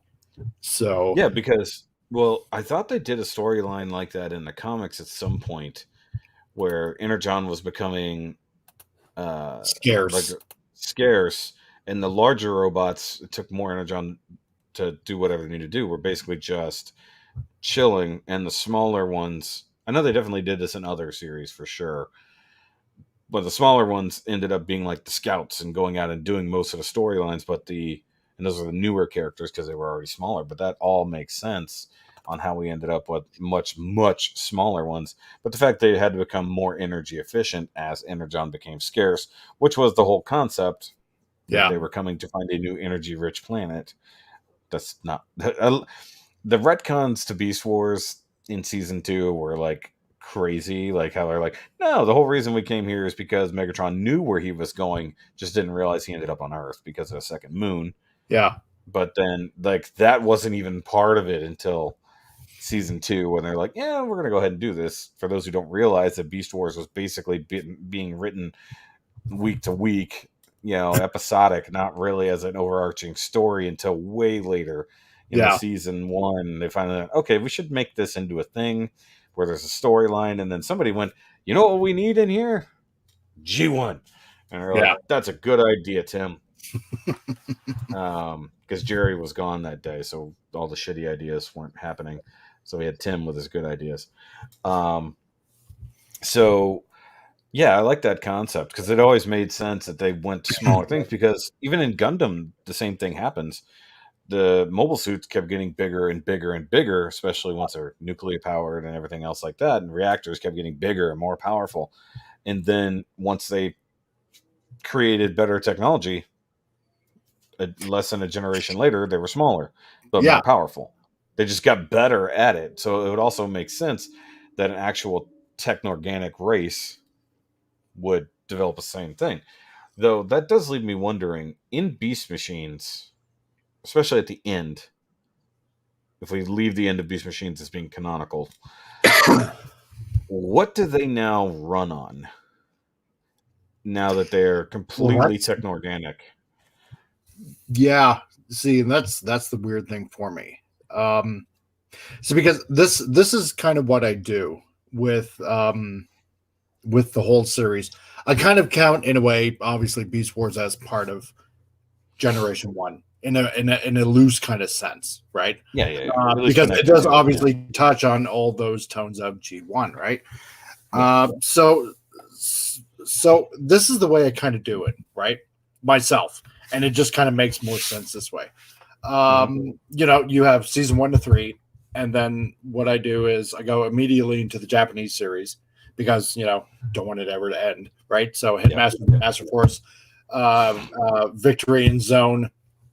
You kind of count in Battlestars in there somewhere because, even though it didn't have a cartoon, it's still kind of part of the story.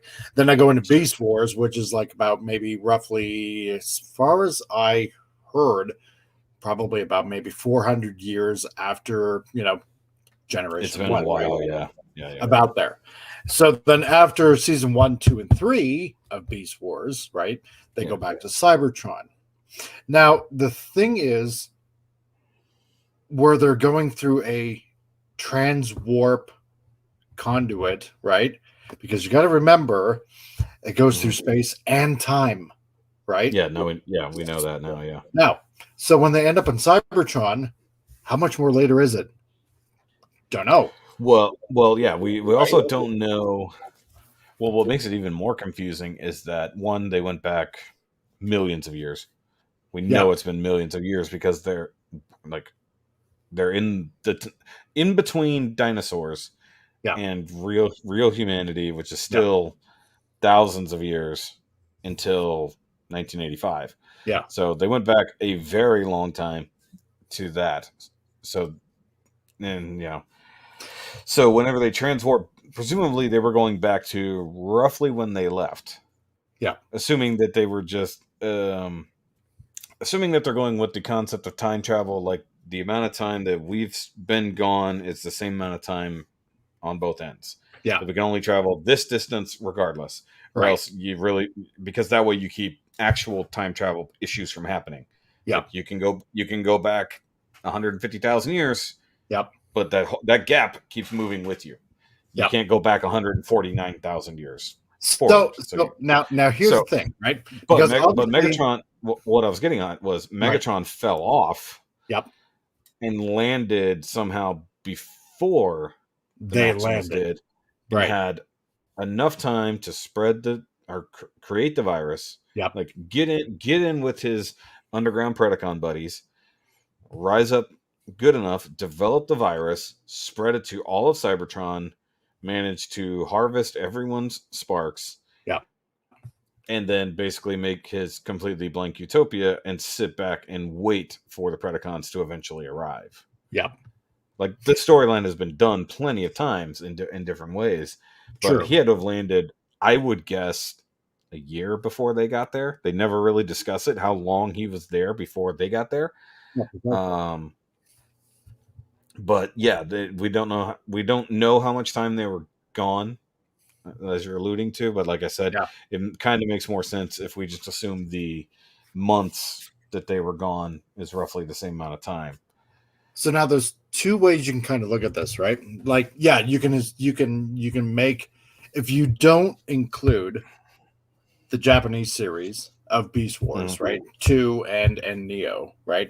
You Yeah. can kind of go with the theory that, who knows, maybe it was a year or maybe a couple of years, uh, you know, when they arrived and Megatron was kind of waiting for them, right? Yeah. Which is perfectly okay, perfectly fine, right? Yeah. But the thing is, with Beast Wars the second, right? Mm-hmm.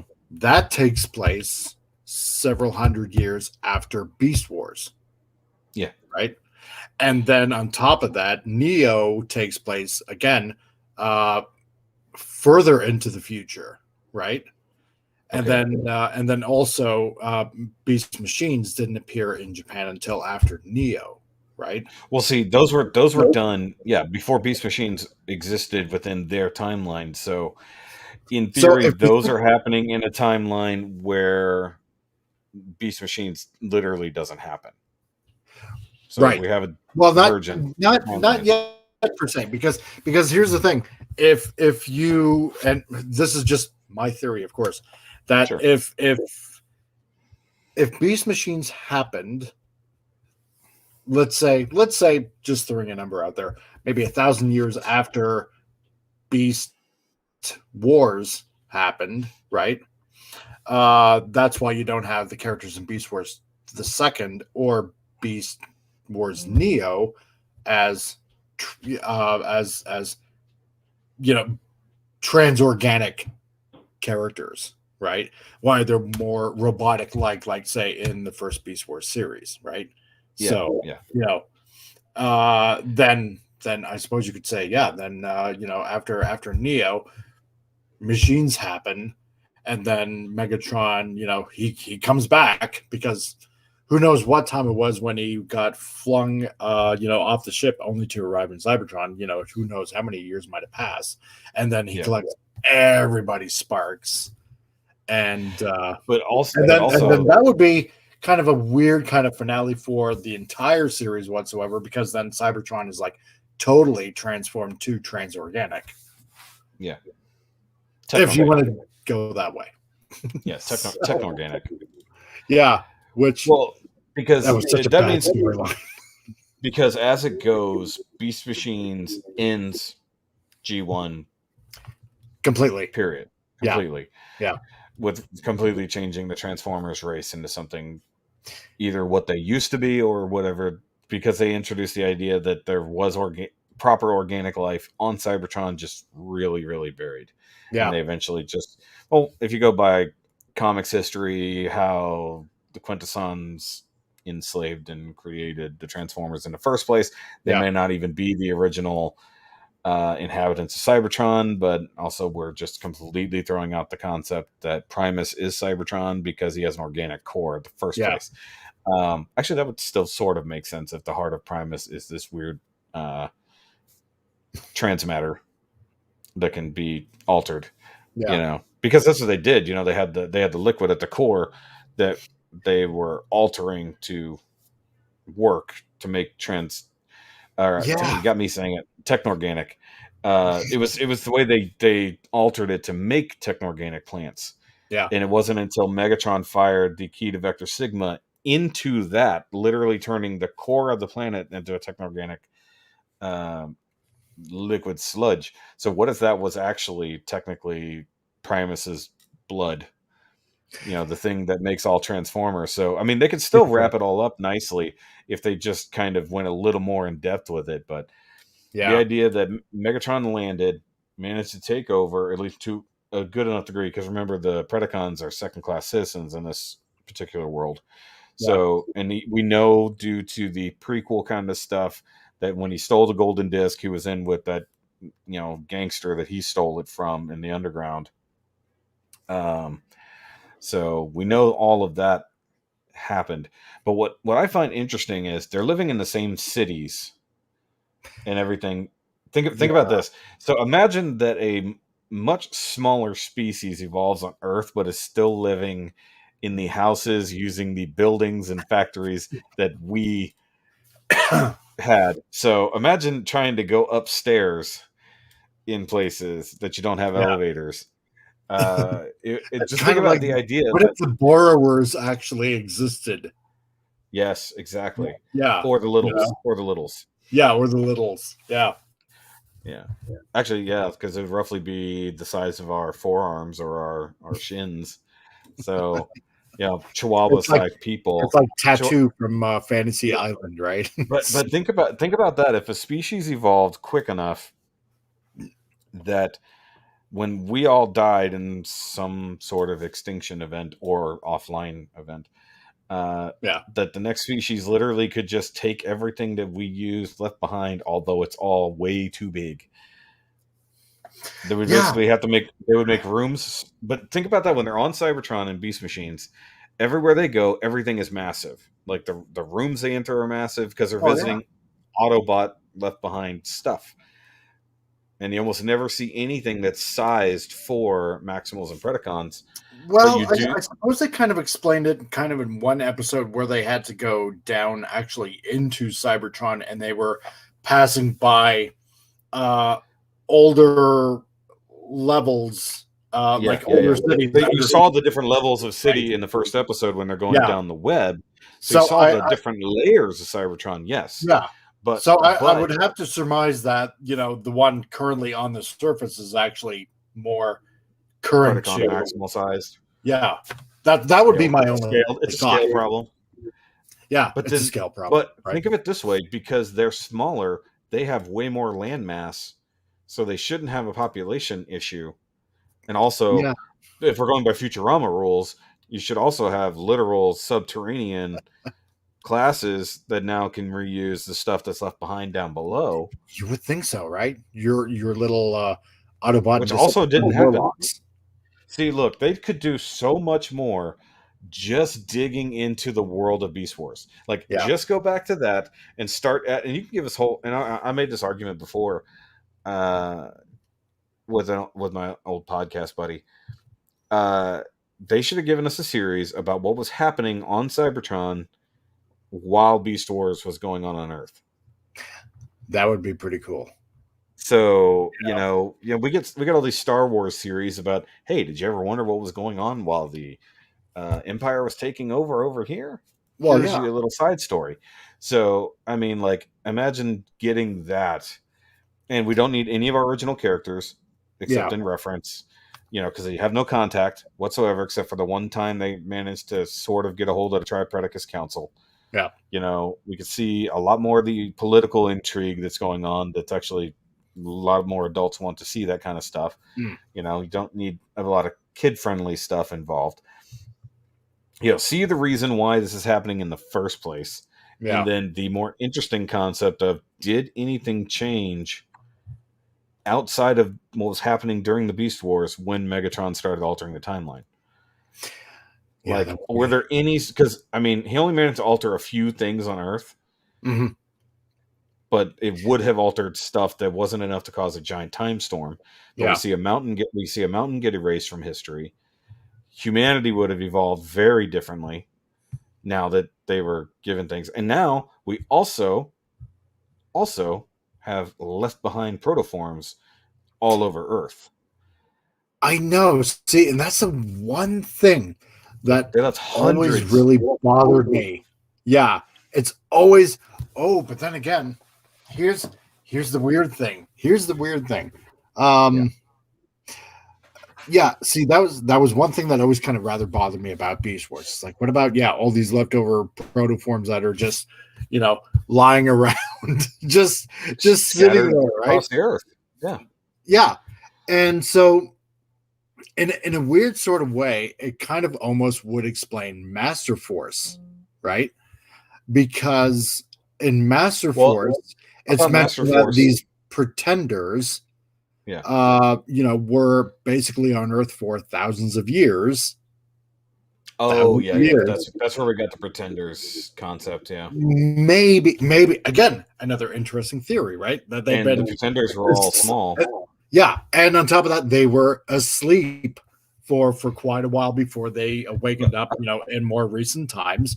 And so, battling monsters, which would be, your Decepticon pretenders on top of that have been plaguing mankind, right? For, for a few thousand years. Interesting concept. So, would it be like some of these protoforms may have reawakened and went back to their Autobot Decepticon roots? Interesting content. Well, because they would have to blend in if they woke up during or post that war blank, or if someone found them. Because I thought part of Master Force was that they went to the planet Master, and that's where a lot of these smaller bots came from. Well, that was in Headmasters, actually. Headmasters, okay. Yeah. Headmasters came from that. So, and also still not tied in, but the idea that they left protoforms behind to die, let's just be honest here, that's all that can happen with them.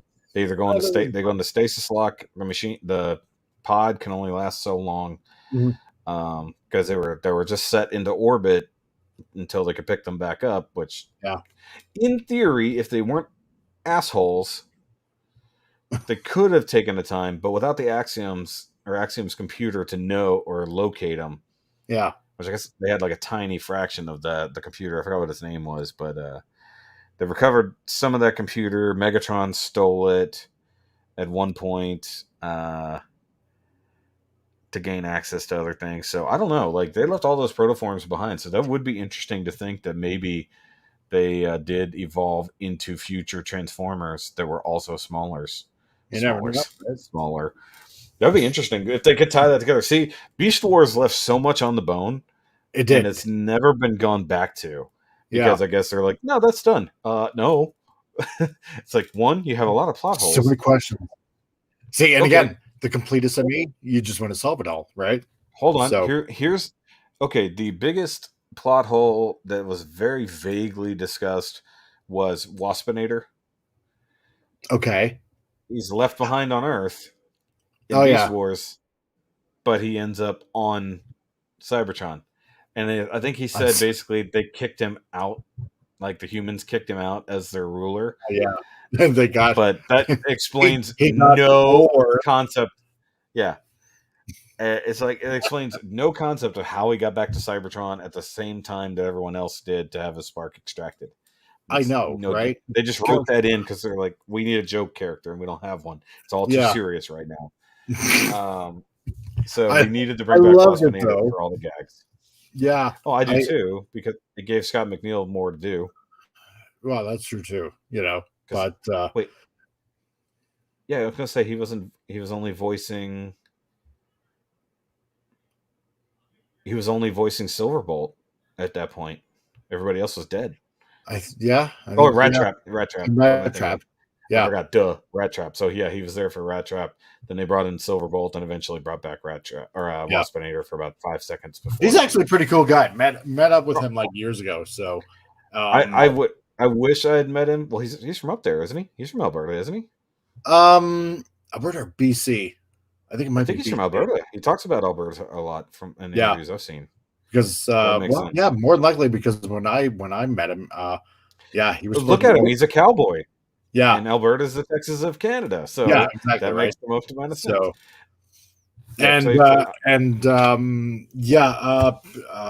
Gary Chalk, nice guy, super nice guy. I actually years ago, probably about maybe 11 years ago, I got him to do a few lines for me. I got a little bit of a secret project that I really honestly have been meaning to get to now that we're kind of on the subject of Beast Wars and all that kind of stuff. New Beast Wars. Beast Wars 3rd. Well, actually, because we've been talking about the Beast Wars 2nd movie, what I did 10, 11 years ago is because Optimus Primal is in the Beast Wars 2nd movie, right? Yeah. I got Gary Chalk to do the lines of his character. Oh, you were gonna redub his lines. Yeah. Nice. So at the time, it was kind of it was only on a video camera and whatnot, and the audio was like pretty bad. In a con, yeah. Yeah, and so I had it sitting for years, and I really couldn't clean up the audio whatsoever.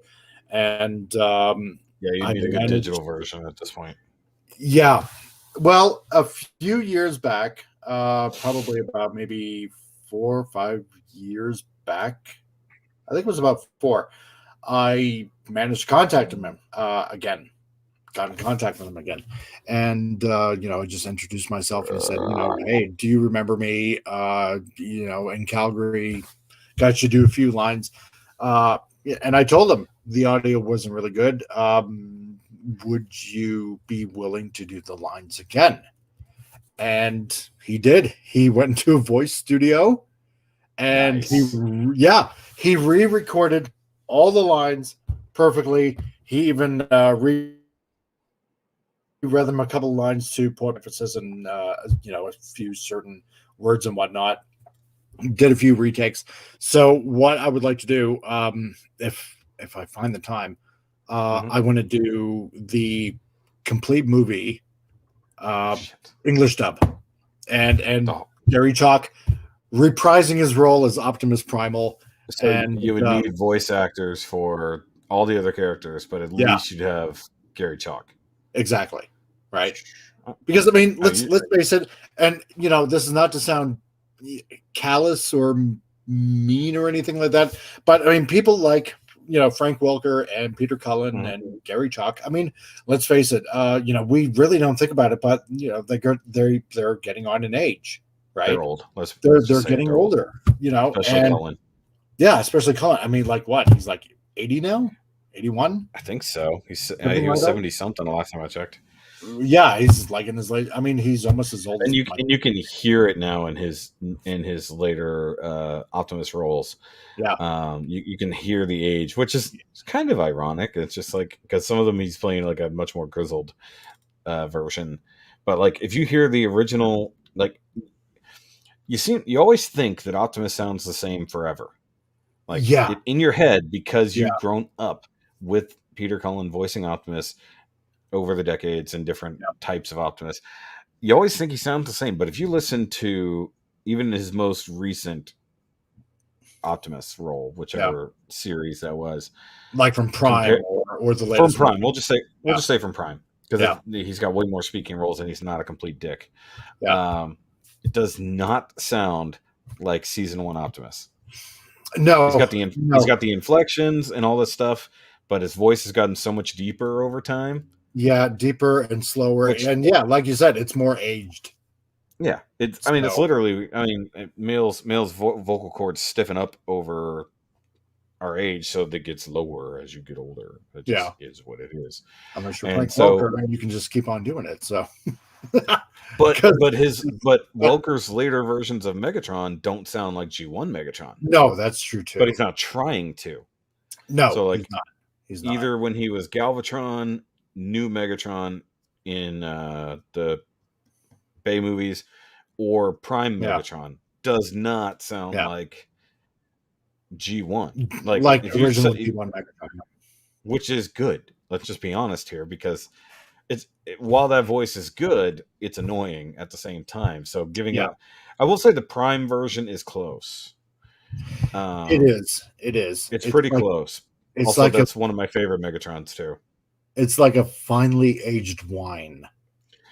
Okay, so just because we haven't done a whole lot of questions throughout this, dumb question. I don't like doing favorites, but what is your favorite what is your favorite reinterpretation of G1 that we've gotten?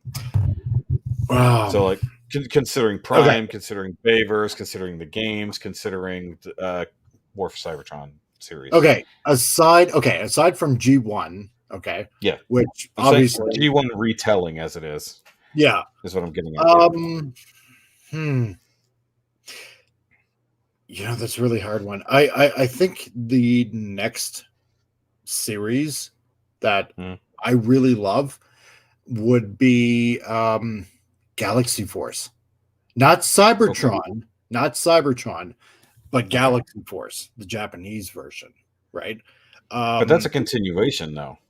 It is, except in the Japanese continuity, it's not.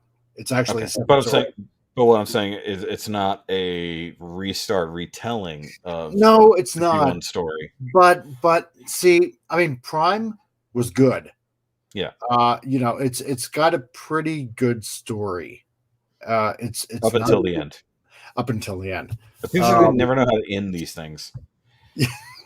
Yeah, it's like Supernatural. Endings are a pain in the ass. It is. See, I recently went through like Cyberverse, and I heard for different reasons that is good, but I could see why for a lot of people, just the series as a whole is hard to watch. Yeah, I literally choked through the one that came after Prime. RID.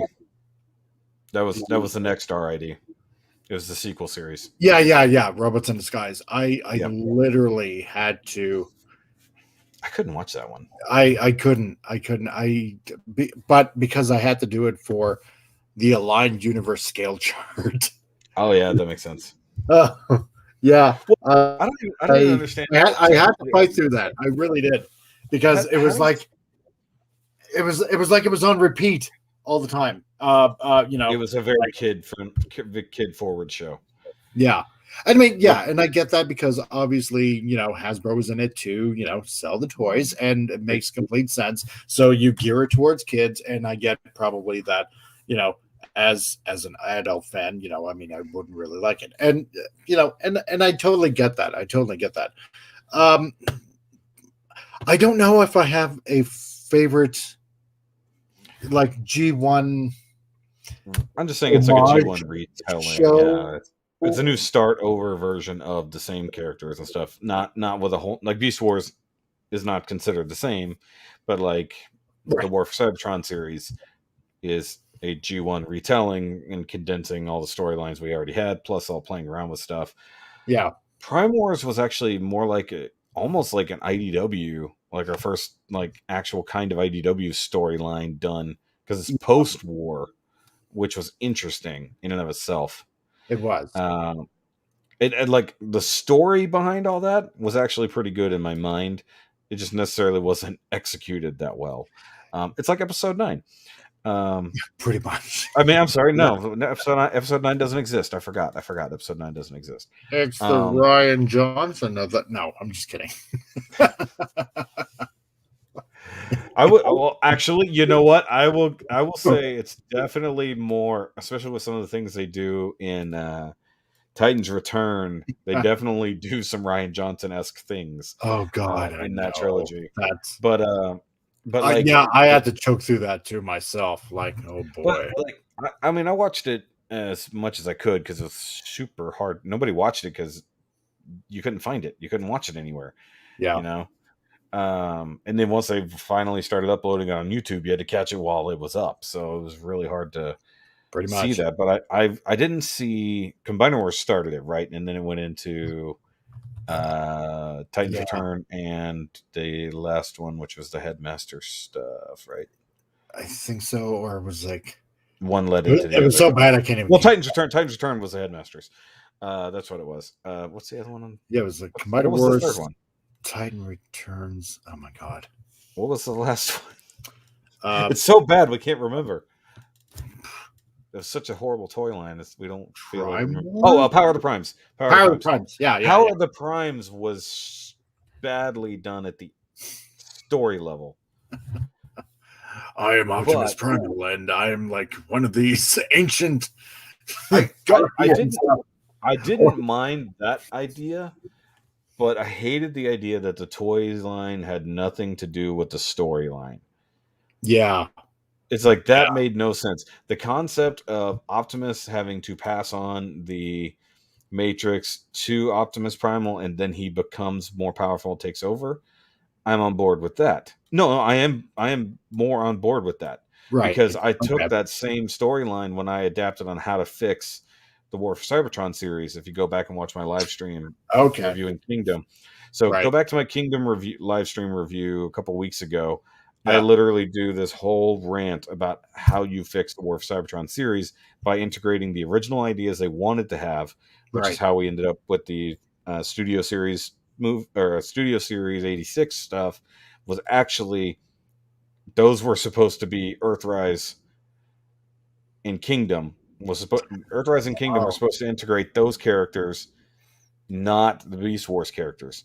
They right. had to settle, but they still had the toys designed. So that's why they came up with Studio 86, and that's why they're so similar Ah, to that line. It's not a coincidence that that line shares a lot of gimmicks and a lot of stuff. It just is that way.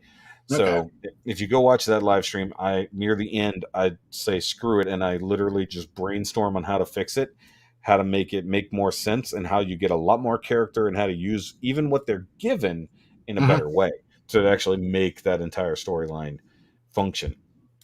Basically, taking the different sections into different generations. Right. So the first section is G1. The first section goes off exactly like it did. They Yeah. leave.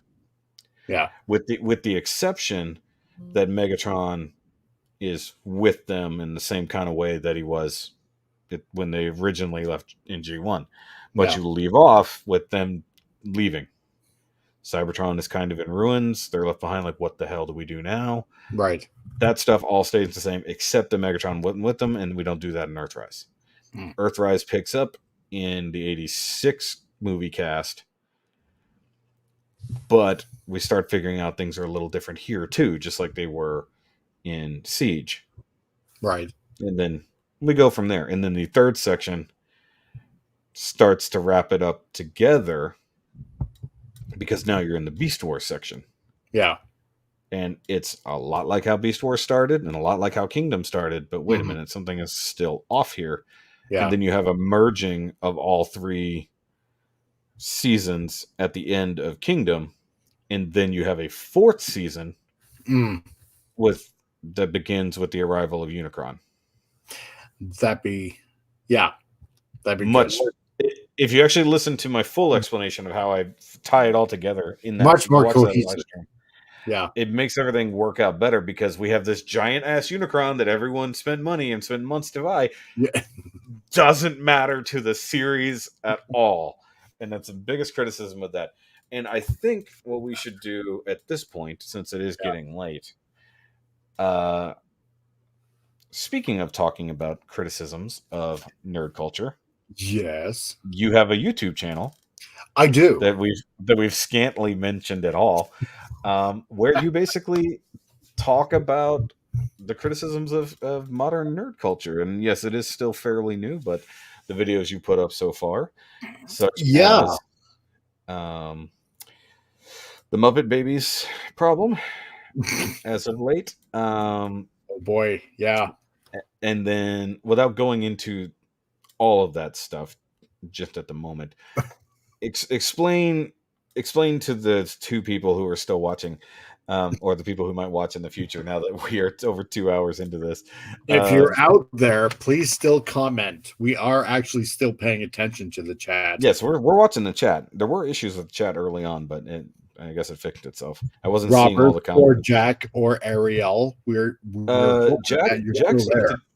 Jack seems to just be popping in and saying, "What's up, Jack of Blades in the house," and then disappearing. Ariel's a friend of mine. Robert White is a longtime subscriber, but I'm one of the watchers, so some people are still watching. Oh, Robot Showtunes is still here. Okay, cool. Oh, there we go. Hasn't popped up in the. There it goes. There he is. Oh, can you see the chat? Because it should be a way for you to be able to click and see comments. I can see it. Yeah, in the comments section. Yeah. Okay. So, I should be. Okay. So yeah, explain the concept of your channel to these people. Well, okay, what it is, and you know what? I am really I'm really dating myself when I say this, okay? How millennial of you. Yeah, I know, right? Go figure. Dating yourself. Boomer. So I swiped right on myself on Tinder. Ooh, there we go.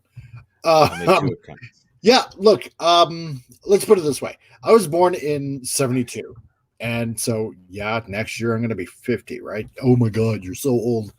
But, Okay, boomer. yeah, exactly, right. Even though I boomers can are say I can say it to someone. boomers are actually older than I am. Well, So the dude, baby I'm boomers technically a were, millennial, and I'm almost 40. I'm technically a millennial. oh my God, you're so You know young. how I feel to be lumped in with these babies? Continue, sorry. So anyway, being part of Gen X still okay. I can claim that at least because we were the badass generation. Or so we like to think. Anyway, I grew up with like a lot of iconic shows, obviously. Like look, we had like the original Battlestar Galactica, let's put it this way. Buck Rogers in the 20 yeah. Well, yeah. Buck Rogers in the 25th century. We had like, A-Team. We had Flash Gordon, the Incredible Hulk, with like Lou Ferrigno. Like a whole whack of shows, right? Like awesome movies. I mean, heck, Star Wars came out and Mission Impossible. Oh, that was such an awesome series back then. I watched it as a kid. We had really awesome movies. I mean, look, Star Wars came out in 1977.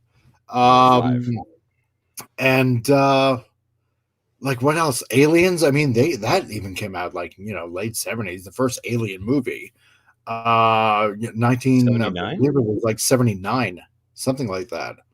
I mean, so. we had awesome horror movies. I mean, Friday the 13th and Nightmare on Elm Street. I mean, it's really tons of culture.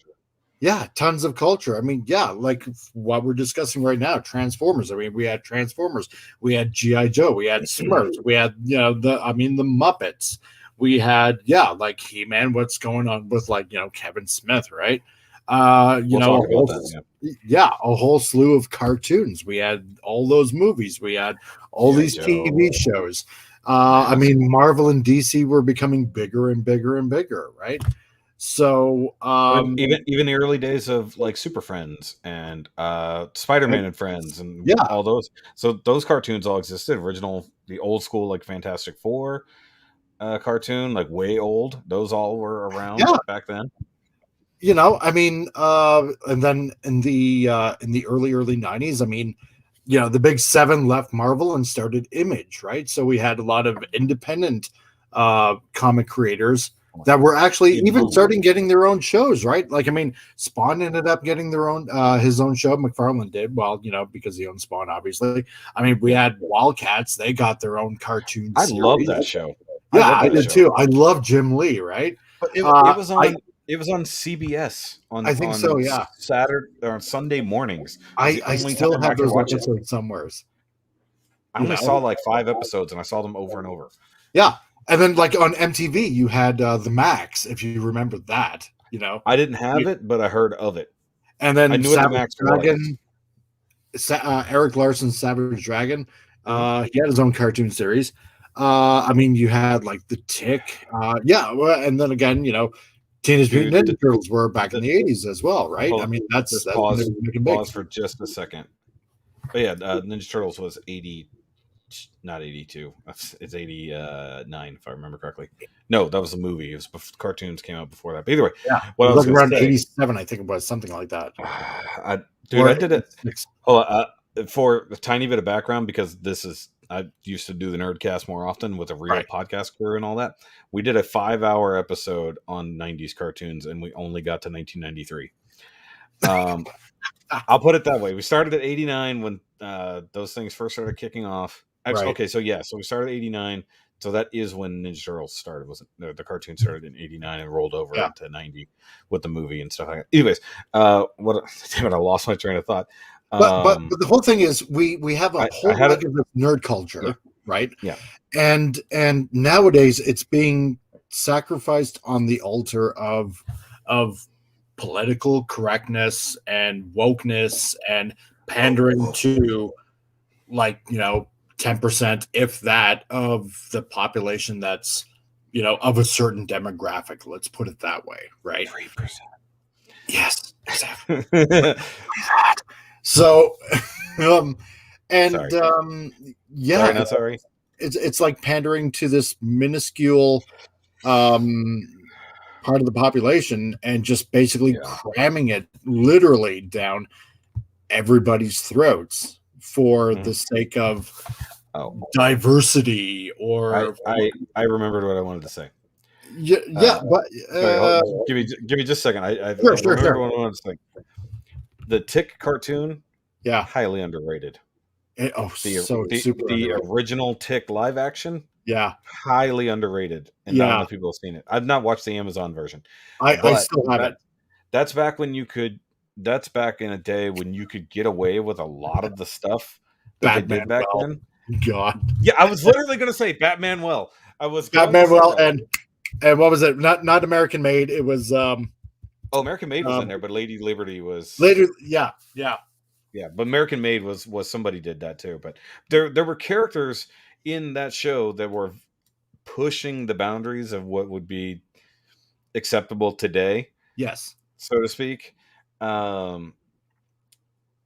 But somebody brought this up the other day. It was just funny that you have so many people who were part of the live action Tick who actually ended up in the Nolan verse, which is really funny. Like Batman was the mayor in The Dark Knight. So that's just funny. But that was even before like South Park was in its infancy when they were and in the late 80s, early 90s when free speech was really becoming this massive real thing. Yeah. And they were pushing it into not even kid culture, technically speaking, because they were still pushing agendas like Captain Planet and Planeteers. That was very agenda driven. Yes, it was still a decent show.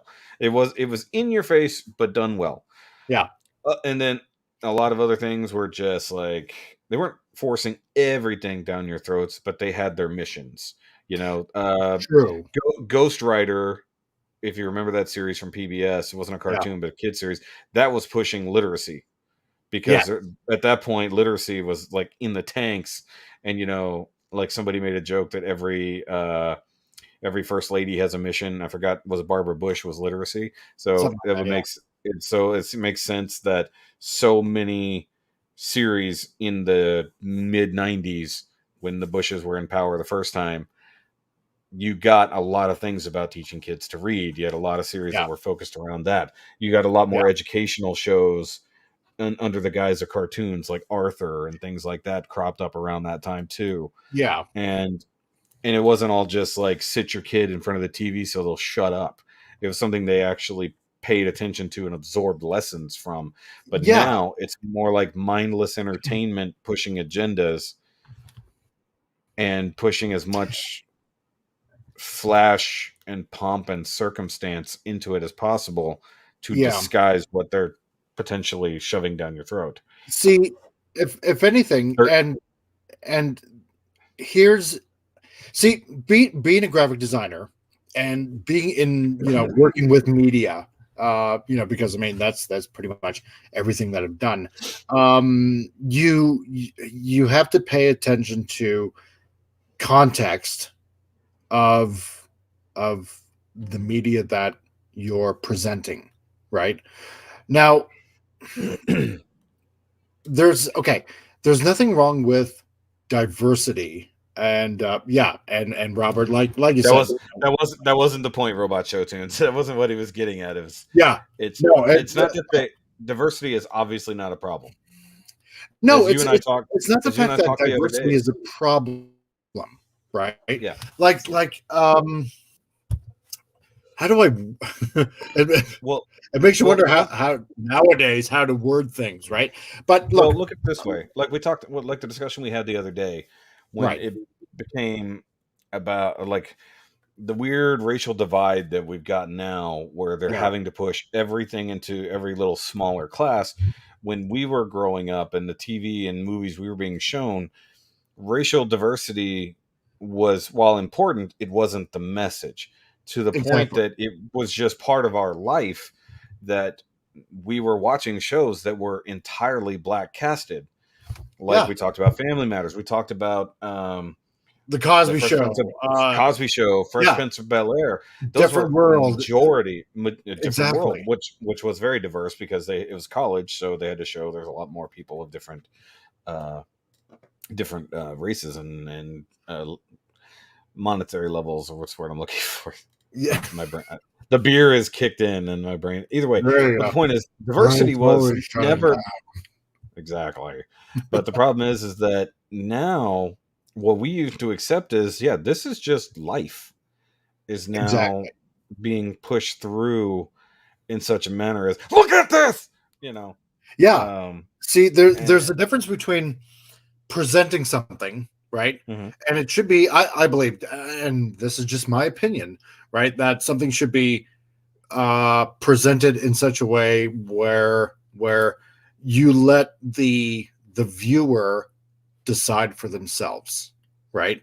To make, yeah, I mean, everybody is responsible in life for the choices that they make, right? Nowadays, it's more like you have to make this choice, yeah, shoving it right in your face. If you don't, then you're a this and you're a that and you're an you're, ist.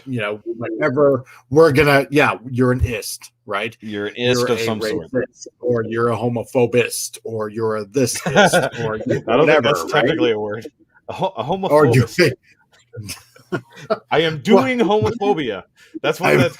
Ist has actual action behind it. So I am a homophobist. but Wait, hold I'm a on. homophobe. I am doing homophobia. I am doing homophobic things. Okay, So, that makes sense. oh my! That we But made a the thing word that was, didn't work, but that's the joke behind this. Sorry. there you And go. by the way, Right. that was not an admission of anything, FBI and This is true. everyone, This is true. everyone listening. Yeah. But That the was not point an is, admission of thing. It was a joke. no, it wasn't. So, but the point is, growing up, while we were watching all of these shows and all of these movies, um, it wasn't thrown in your face that, oh my God, you're, I'm black, therefore, you know, um, you're a white racist or something like that, or you must hate me because you're white, or you're this, or you're that, right? Um, Or they you must hate me because I'm whatever. yeah, yeah, because I'm Blank, this or I that, am blank, therefore you must hate me. That kind of stuff. right? See, the thing is, Okay, it was hold on. presented on. Do you see this comment? Because this is how you got started on this whole deal. So maybe this is totally unrelated, but take, for example, Masters of the Universe Revelation.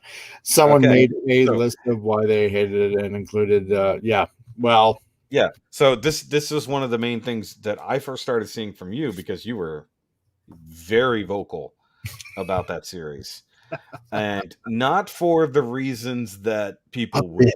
think. Some, Yeah, but um, and yeah, no, you're right, Robot Show Tunes, because we discussed, I discussed Motu Revelations after it went through, and there were a lot of people, and maybe this does speak to the viewer more than or speak of the viewer more than the content. What you take from it sometimes is definitely more about you than what you're being shown.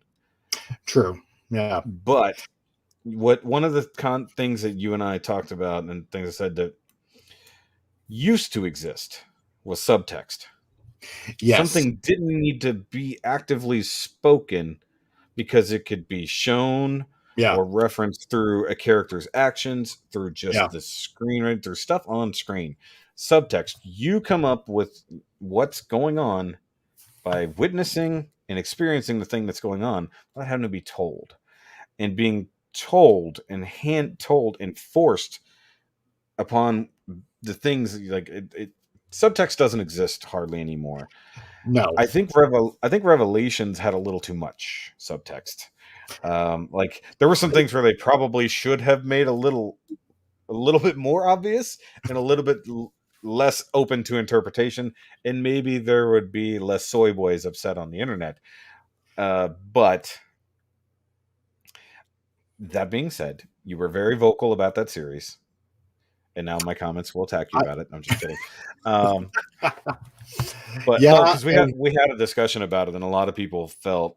there was either no real problem with it, just they liked it as it is, didn't catch any of that stuff that everybody was claiming outright, like Tila is meant to be a gay or lesbian, however, and her friend that I can still not remember the name of is her partner, not just a. So memorable. I swear to God, they said her name 3 times in 6 episodes. I know. You know what? If I'm supposed to remember this character, make sure I know her name. All the classic characters I remember, and I didn't even know the Man at Arms name was Duncan, but I definitely knew it after episode 2. By episode 4, I still didn't know Tila's partner's name. Yeah, I know, right? It's really weird, right? But and it's just as it goes. I think that is one of those problems where I don't think Kevin Smith had an agenda. He just had a story. But it came across as definitely having an agenda in the story. And so some people took it as this is all agenda and the story sucks. And I think part of his intention was I wanted to write a good story. Whether he accomplished that is up to you individually. But I've never seen him as an agenda-driven person. Now, whether he's woke or not to the same degree as the rest of Hollywood, he's always seen as somebody he's a Jersey boy, so to me he always will talk trash and speak his mind, even if there's millions. But you know what? Here's what I think. Like, I mean, when Clerks came out, I mean, he was like totally fresh, right? Yeah, and he was a kid. He was putting more and more of nerd culture out there, and it was like he was a nerd that was kind of like on our side, so to speak, right? But you got to figure it this way. I mean, 30 years, probably about 30 years, maybe in Hollywood or something like that, 20, 30 years in Hollywood. I mean, he's like about 50 right now, about as old as I am. 40 something, yeah. Yeah, I mean, Hollywood, especially when you're hobnobbing with a lot of stars, especially in Hollywood, it does have definitely became famous, and you can't really come out of Hollywood really unscathed of sorts, right? I agree up till stars or other actors might not be the problem versus network execs and studio producers and stuff like that in comparison, because I feel like agendas that most Hollywood actors and actresses push are generally being pushed through them. They may not never believe in that thing. They're just like, no, that's true. Because and I do corporate talking points. Let's put it that way. Yes. And while I know he definitely appreciates money and health insurance, especially after his heart attack, I've never seen him as a corporate shill, but maybe someone who does grow and change with the times, but always still kind of is himself to a degree. Like, has he changed over the years and grown a bit? Sure. Has his life experience led him to think a little differently, like all of us over time? Maybe. I don't feel like he falls under the corporate greed and influence in the same level, to where he still can do a project he wanted to do without a lot of, hey, make sure you cram this in here. Make sure you do the one special episode where we definitely know exactly what agenda you're pushing in this one episode, and that's why I feel like while the series was not as well received as he hoped in any way, shape, or form. Yep. You're muted for some reason, Mike. There you go. I don't know. I was like, all of a sudden I couldn't hear you. I didn't know if that was on my end or not. Okay, hold on. Let's. Okay, so we got some good points happening here. It's undeniable that Motu R has many, many, many flaws, but Tila's actual or perceived sexuality is not one of them. I would say not her sexuality, no, because that doesn't really matter. Because if you were paying attention, she was clearly in love with Adam. Which is why she would be so mad that he didn't tell her See, then, here's the problem. Oh, sorry, don't mean to interrupt. well, I was No. going to say the next thing. It says, just sad that minorities and allies are painted in a bad light because of overly aggressive agenda pushing. Yeah, I think that is also true, because you force the agenda that does anger people of a certain leaning. Demographic. Thank you.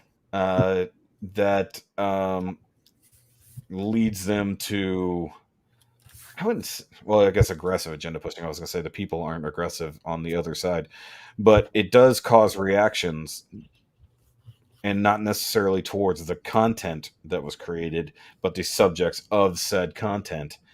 Yeah. And in general, that's not right, in my opinion. Just True. like the opposite is not right. Yeah. The attacking people for having an opinion on the thing, the representation in the literal sense. When Yeah. people have a certain reaction to said representation, maybe they shouldn't be hated for it in the same way that the characterization within is also hated. Right. You know, because Yeah. it used to not be that way. You know, talk about the No, good old days.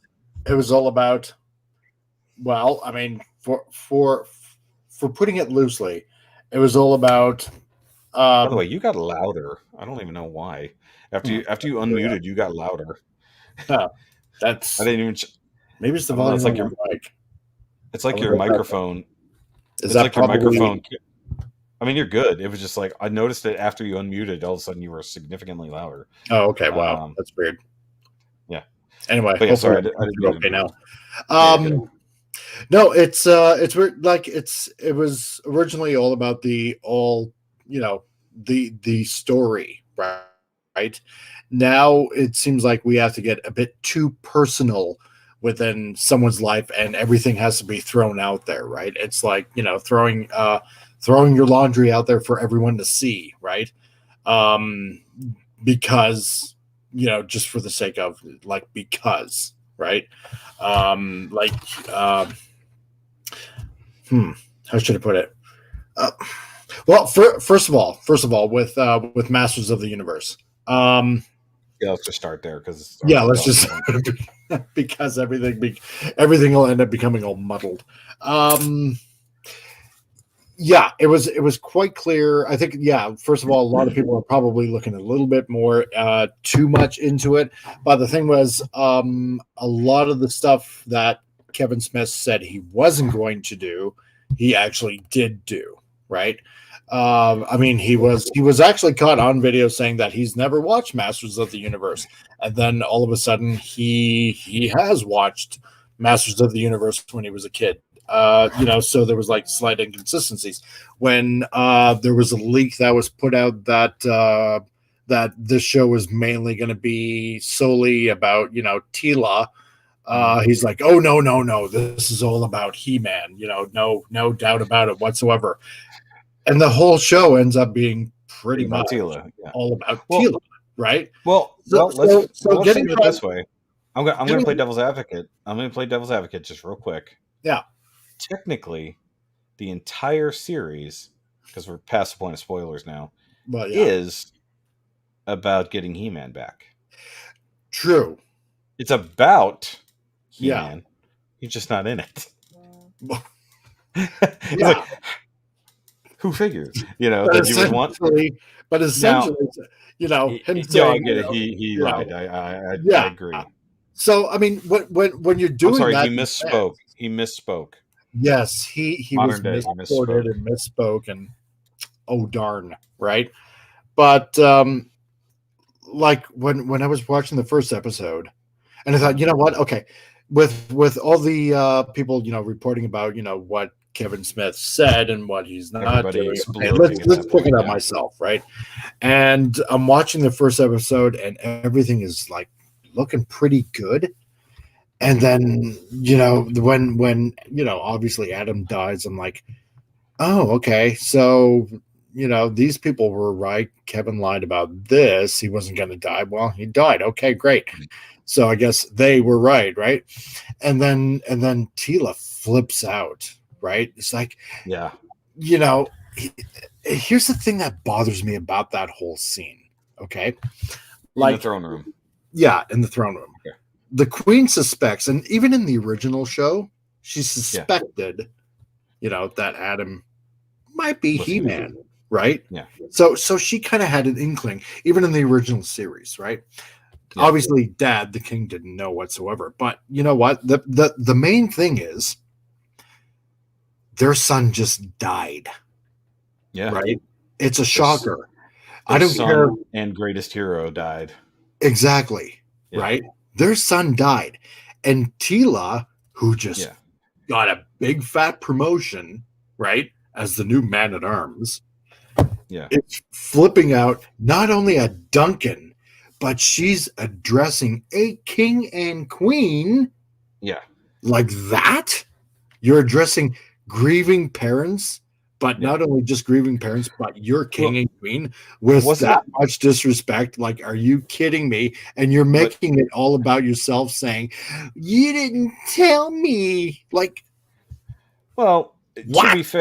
to be fair, within the scene, they are, it's basically, they're telling everybody that He-Man died. Nobody realizes that Adam's dead, except for the people who know. Right. So that scene becomes more important because the realization that Adam and He-Man were the same, and they're both dead. Yeah. So, like, that matters a little bit more. So, realistically, she just had a mind fuck. Like, well, yes, and I agree. I agree with her flipping out, but I can get that too. Sorry. Yeah. But, hey, let's get back over here, mouse. To my justification in that scene, yes, she is addressing a king and queen this way, but also a king and queen that she has sworn her life to serve, especially with this new level of being a man-at-arms. Yeah. All of this stuff, people she's trusted, people she's sworn to protect, have been lying to her, especially the queen and her dad, and everybody else in their fighting group has all been lying to her. At this point, all respect is out the window because she's like, the man I loved and the man that I fought beside are dead. And I just found out they're the same person on the day that I was just given this momentous raise, so to speak. So, like, everything about this day is horrendously emotional. And then it just got 10 times worse by finding the real truth. I just spit. Well, true. So, I mean, I get it. I get the critics of this scene, but that's how I justify it. Like, fuck you, I quit. She did rage quit. Let's just be honest. But her rage is just her fit. If you want to say it's too much, and she's being a whiny bitch, fine. I'm not going to necessarily agree. I think she was whined a lot more later, in my opinion, considering the time gap. But in that scene, considering the way this day has gone, I've been there. Not to a king and queen, but at least my boss or my parents or somebody above me who I should show respect to. I've been there. So to me, this series did something that I think that the original couldn't do because it's the 80s, and it really makes them more human. Gives them more aspects of being really human versus being a cartoon character. See, and sometimes that's dumb. Let's just be honest, sometimes that is dumb. I'm thinking, for let's put it this way, for trained, for lack of a better term, for someone that's supposed to be, a trained soldier, right? Mm-hmm. Like Tilo or Man-at-Arms. I mean, a certain amount of discretion, even if you're pissed off, right? Is still needed. I mean, then again, even still addressing the king and queen, because I mean, really, technically, they didn't know. So, do they really need to be talked to like that? I mean, I understand that, yes, Tila feels betrayed and all that kind of stuff, right? I mean, totally she does feel betrayed, and she just lost the man she loves. Yeah, but mouthing off to the king and queen when they didn't even know, Like, to them. really? Well, I think they were based less than alluding to the fact that the mom really knew, but like wasn't going to talk Yeah, about it. Like but she wasn't in the, she knew, but she wasn't in the inner circle. true. She didn't let him know that She didn't she have like knew. 100% absolute truth, right? Yeah. That So yeah. okay. I mean, maybe she walked in on him changing one day. Yeah, That maybe. sounded way worse than I meant to. Why do you have a loincloth? Oh, Mom. But Yeah. well, look at it. One thing I do love about this series is how he made the major differential between Adam and He-Man. Hmm. I mean, like before, it's literally the Clark Kent effect.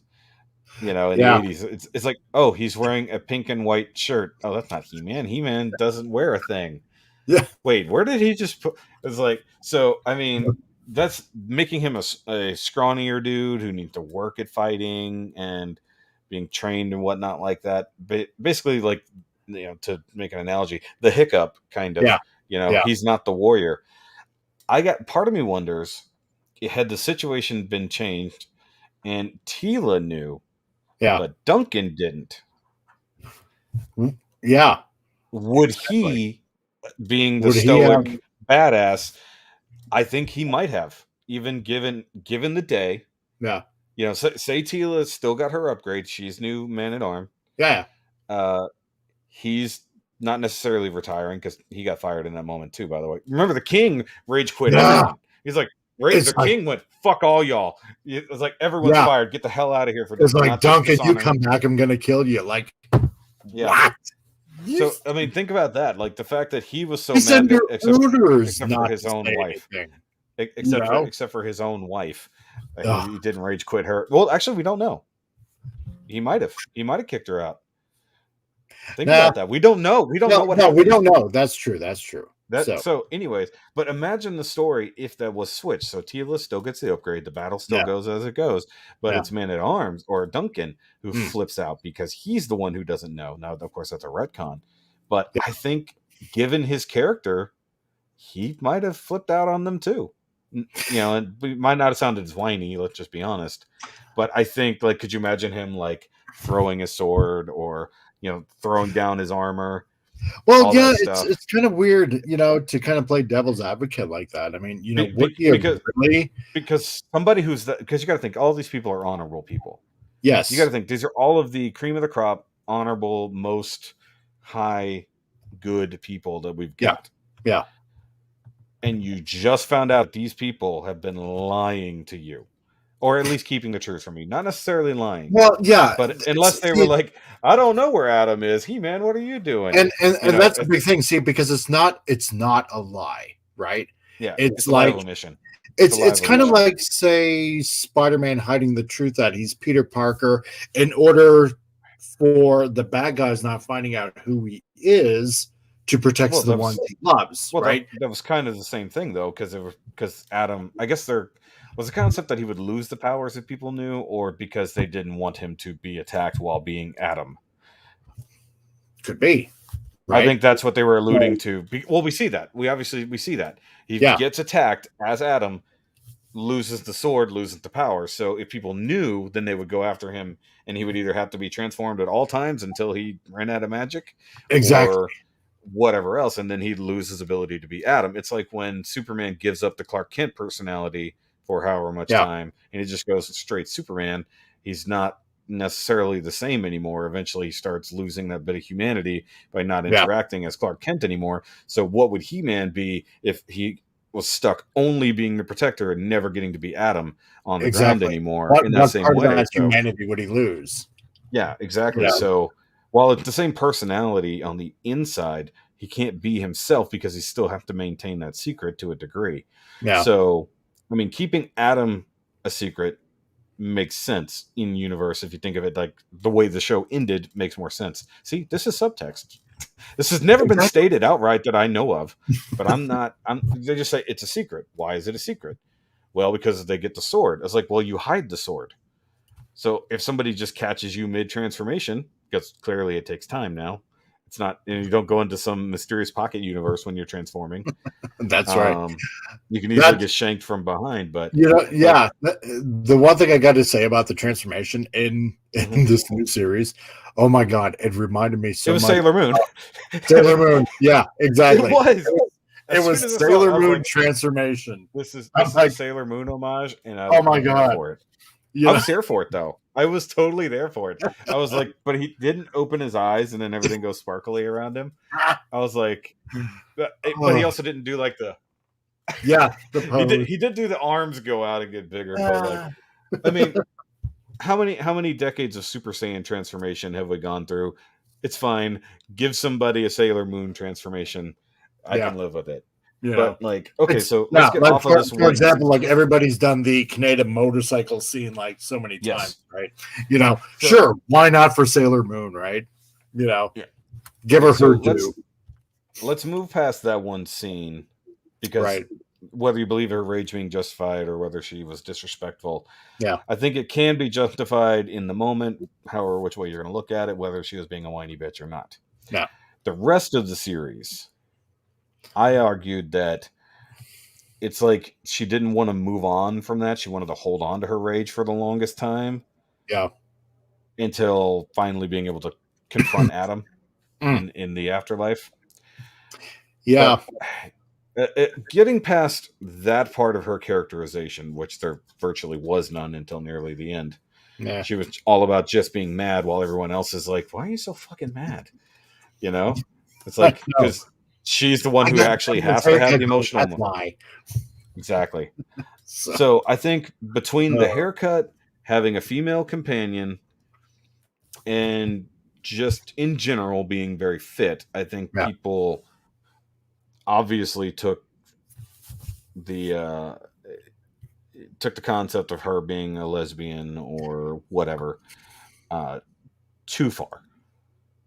Yeah. If there was anybody, I would have thought that maybe it was once Evil Lynn came in. Right. Like, if they started having some kind of like relationship building in a non-romantic way throughout this whole series, I thought was done pretty well throughout the characters. Right. Yeah. And so that's where I thought, like, okay, so wait, either the soy boys are right, or this is better than most people have thought it out to be, because they're so mad about this aspect of one character. Right. Not to mention the actual betrayal by Kevin Smith. Yeah. Put that aside because you knew it was coming. It's like there are better parts of that series that most people seem to push aside to be mad at it. Right. And I think that's unfair, because I don't feel it was agenda driven. I feel like it was story driven, but cut short, which made it badly put together. For the most part,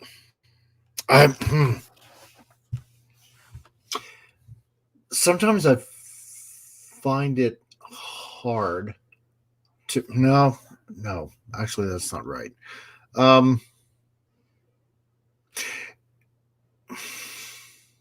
What are you thinking? The whole thing about agenda driven, right? Mm-hmm. I mean, where some I think is so, I don't know, kind of clear cut and dry, where so that some shows are clearly agenda driven, and others just might be just simply thrown in there, right? And I think for the most part, some people maybe just overreaching a bit too much by saying, like Tila and this other one is like, it's a lesbian relationship. And it's like, well, just because, say, Tila happens to be looking at her, I don't know, a certain way, right? Gently, let's say, right? Looking at her partner does not necessarily ensue, some sort of torrent love affair between those two or something like that. And right? I think part of the issue would be people see like, okay, maybe she was in love with Adam, and so she rage quit men and switched sides, so to speak. Maybe, who knows? But there's no evidence of that, technically speaking. But that's what they interpreted it as. And then when you hear this and you go in with this expectation, do you now let that turn your own feelings on it beforehand? Did it sour? No, because you knew about it before watching the series, just like I did. I'd heard, right? So, I but mean, I like want to give the benefit of the doubt. yeah. You So know, the question is, do you think it might have soiled you at all for just this series? No, not really. See, because it doesn't go into depth, right? Yeah. And it doesn't need to go into depth, right? No. About No. it whatsoever, right? Because you know what? I'm kind of a believer in with people's relationships, whether it's on, whether it's personal in real life, or say in a show, or in this case, an animated series, right? Yeah. What you do behind the bedroom doors, that's personal. That's deeply personal, right? Yeah. I don't need to hear about it. It's like if I went on and on and on about how much I love my wife and what we do under the sheets. You don't need to hear that, right? To be fair, I've heard too much of Nobody that. wants to hear it. It's behind the doors, so to speak. And I'm not saying stay. And I'm not saying stay in the closet. What happens in the red room stays in the red room. Exactly. It's personal. So you know what? You don't need to go into depth about it. Just produce me a good show with good writing and a good storyline, and that's it. Right? How about I don't this? need all these little things of people. Well, I mean, people can speculate, right? Yeah. People can debate about what might happen. Nothing wrong with that, right? But I personally don't want to go into a show and have somebody's opinion. Just focus on a person's opinion and see what they're seeing. I would rather see it the way I leave it open to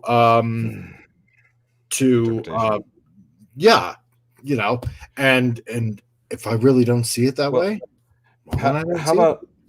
okay, so let's talk about a couple different ways that in this particular case where people are saying Teal is a lesbian, Right. and that's not. So let's talk about different ways that representation has been done in other shows or movies that was either more successful or too on the nose. Yeah. One just came to mind in Star Trek Beyond. Okay. Or into darkness. When they went back Khan. to Earth. Huh? Yeah, it was Khan. So when they went back to the space station, I already forgot the name off the top of my head. Sulu gets off. Yeah, but Sulu departs with everyone else and then goes and meets his husband and their child. Yeah, and then they just but like it's never like, oh, by the way, I'm gay. It's literally like, hey, he's reunited with his family. They make a very brief comment on it, but not in a judgy way. Just kind of like we didn't know that about him. Yeah. Okay. But also, addressing the fact that George Takei is proudly gay. And who cares? You know what? Even George Takei kind of complained about that scene as well, right? Yeah. Because Sulu wasn't gay. Because, exactly. The character wasn't gay. He was married with a wife and had a daughter. But they kept the daughter. They did. I will give it that. But, and as an homage to the man who played the character, they changed the character, but they also didn't. While on the nose, it was also subtle. It was. For me, it wasn't ridiculous. It wasn't like we needed to see them getting it on. Like, there wasn't anything crazy. And like even in Discovery, we've got a gay couple on board, and you just see them, like, they do kiss a couple times here and there. Sex may be talked about, but it's not shown. But just them living life, brushing their teeth together at night before bed, having discussions in their quarters, things like that, just literally living life. And that's a very different way of representation than literally having to shove it in your face and make it all about, I am this and this, and you have to recognize this and this. Where back to subtext, even when being shown it blatantly, there's still subtext to it. Yeah. But like Deadpool 2, I brought that up when we talked the other day. You had a lesbian couple, and while it was technically brought up in the movie, it wasn't anything that mattered. It was just, oh, this character has a girlfriend. Just in passing, Deadpool. leave it at that. He makes a silly remark because he's Deadpool, and he's actually like, good for you, basically. Yeah. And then after that, it's just played as a joke between her saying hi to Wade and vice versa. Despite the scene, whatever craziness is going on, it's just hi, hey. Like, Thank it's you, just like, yeah, exactly. And that's great representation. Whereas in comic books and some other movies, they're being so much in your face about it, and I think that's where the pushback has been happening. Such as with our new realization of Robin tanking. Boy. As our well, I'm saying the new news this past week of the real truth behind Tim Drake. Oh God. I'm gonna be honest, and they talked about it on Nerd Rage Radio this week. I'm like, I don't care. Like, what?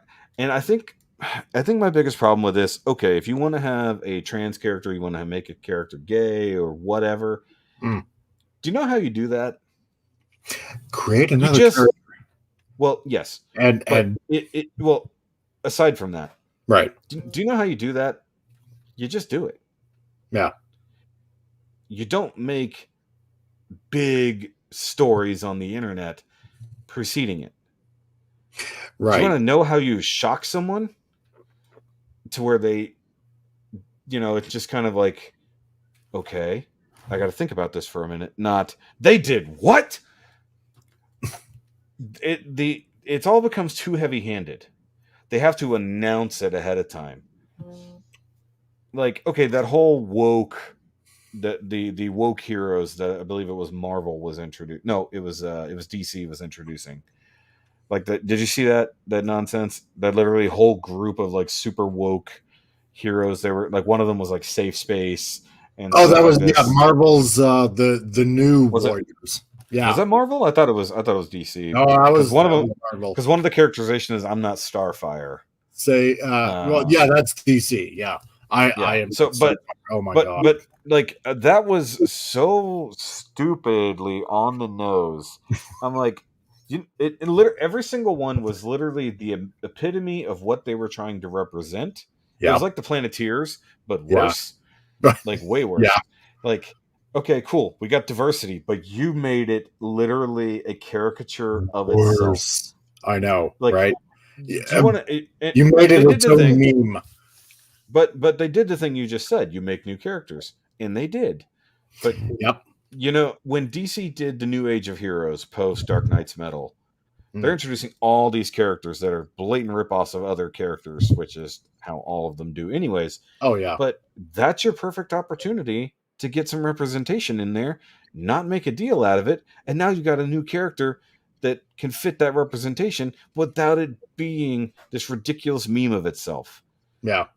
Yeah. And they didn't choose to do that necessarily, but they had let's see here, New Age of Heroes. I got to think back to this. So you had Damage, who was a U.S. soldier who was a little messed up in his head, and then basically is a new version of the Hulk. You've got the Silencer, which is a single black mom. Was she single? No, she has a husband. That's right. So a black mom who's an assassin with minor superpowers, who's working for Amanda Waller on the side and trying to avoid that, but also tied to the League of Assassins and trying to go about it. And then she gets blacklisted amongst the assassins, so now they're all coming after her, and she's got to keep her. I really like the Silencer. That was when I stopped reading it I couldn't afford to purchase so many comics anymore, but I was really enjoying her storylines. And then you've got what was the fire guy? I forgot his name. Brimstone, their Ghost Rider ripoff. He's just he's like some country hick who accidentally made a deal with the devil. Oh God, that's such a ripoff. It's a blatant ripoff, but he's trying. But the thing is, and by the way, it's also kind of Spawn-like at the same time. Did Rob Liefeld make up these characters? I don't think so. But the idea that it sounds like a Rob Liefeld ripoff. Well, I like that story because it's him and his sister, so he's not on his own. He's Right. codependent with his sister more or less. So she's trying to keep him grounded while they're trying to find the demon that did this to him, who is also going across the country making other deals, and those people are evil. He's not, but also he's got to keep, just like all these other guys, got to keep the demon within in a thing. Then you Yeah. get the different, like the Fantastic Four ripoff. You get the they ripped off a whole lot. The different teams, they ripped off all kinds of different stuff, Eternals and Yeah. some X-Men stuff like that. But like, you even have these groups where it's a diverse group of people. You could literally give them all the representation you want. Yeah.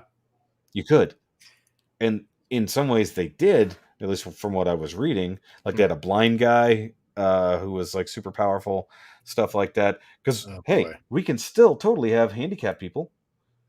That's like, in a Yeah. way, they kind of get left behind, or they're seen as normal. It's like, remember, it was crazy when Daredevil came around because, like, oh my god, they have a blind Yeah. superhero. I'm sure Exactly. he wasn't the first, but he was like the first big one that I can recall. And that was a big deal because he was also a pretty good lawyer most of the time. Um, Pretty much. uh, Yeah. so, I mean, but then, like, now it's just to the point, yeah, we got a blind superhero. Who cares? We just move on. We've Yeah. got an It's like emotionally scarred child who's being forced into this with demon powers. Cool. That's normal. Move on. But yeah. no, now we have to have safe space. Oh I was god. just like, why were you so on? It's like, no, no, no, no, no. It's like, you could have done these things. It's like, we literally have the golden age, we have the silver age, and then they literally put the nose on it. I guess we Now we don't got the really have a woke age. bronze. Well, but we had literally the new age of heroes, which is retellings of old heroes, but with modern day people, Yeah. like real modern day people. And then you get the woke age of heroes, which Yeah. is not going anywhere. And I think And it's that's why because manga sales are through the roof, and this is why true. and why Marvel and DC are seriously losing money. They're losing money, except on Seriously. their occasionally good movies. Yeah. They're On still their losing money, but they're, yeah. Well, yeah. let's be honest here. They also don't pay the people who write these stories in the comics that they adapt. They don't pay them shit. Yeah. Just found out they pay. So David, say Winter Soldier was directly adapted from, I forget exactly whose storyline. Um I forgot the name. They talked about it earlier. He got paid a whopping $5,000 for a movie that grossed nearly yeah. $1 billion. Five Wow. thousand Like dollars. what Disney is giving That's their the creators. so Here's five going thousand Disney. bucks and a ticket to go see the movie of a character Yes, you created. 100%. Wow. Yes, And you not even say, the character, but the storyline. Not the yeah. character, but the storyline that they adapt into the movies. Oh my god. So that's it. So literally, it's like $5,000 to rip off your story. Thanks for your work. Here's a free ticket to the movie. We're gonna make $978 million over the course of 6 months across the world. Yeah. We'll see you later. But here's the crumb from the table that we're Here's the giving. crumb from the table. Yeah. So not to confuse our point with the horrible way the comic book industry is run, because it's just been that way forever. It representation of Wait till you see Marvel Boy. oh yeah. You've heard about Marvel Boy? I think so. Okay, you here. Refresh my memory. Because Bring it up for me. I'm gonna bring it up because It sounds familiar. I'm gonna get into actually all of this. I was actually going to make I think we lost a video everyone about in that this last conversation today. But yeah, now we got Marvel Boy. Hold on, I gotta bring it up. Yeah. So I'm just kind of sharing the screen here. But yeah, call me Marvel Boy. In a parallel universe, Kree allied with the Utopian faction. Actually, I founded that. I can you walk on walls, Spider-Man. My fingernails are an explosive compound. My saliva is a psychedelic drug. Like, oh God, please, really?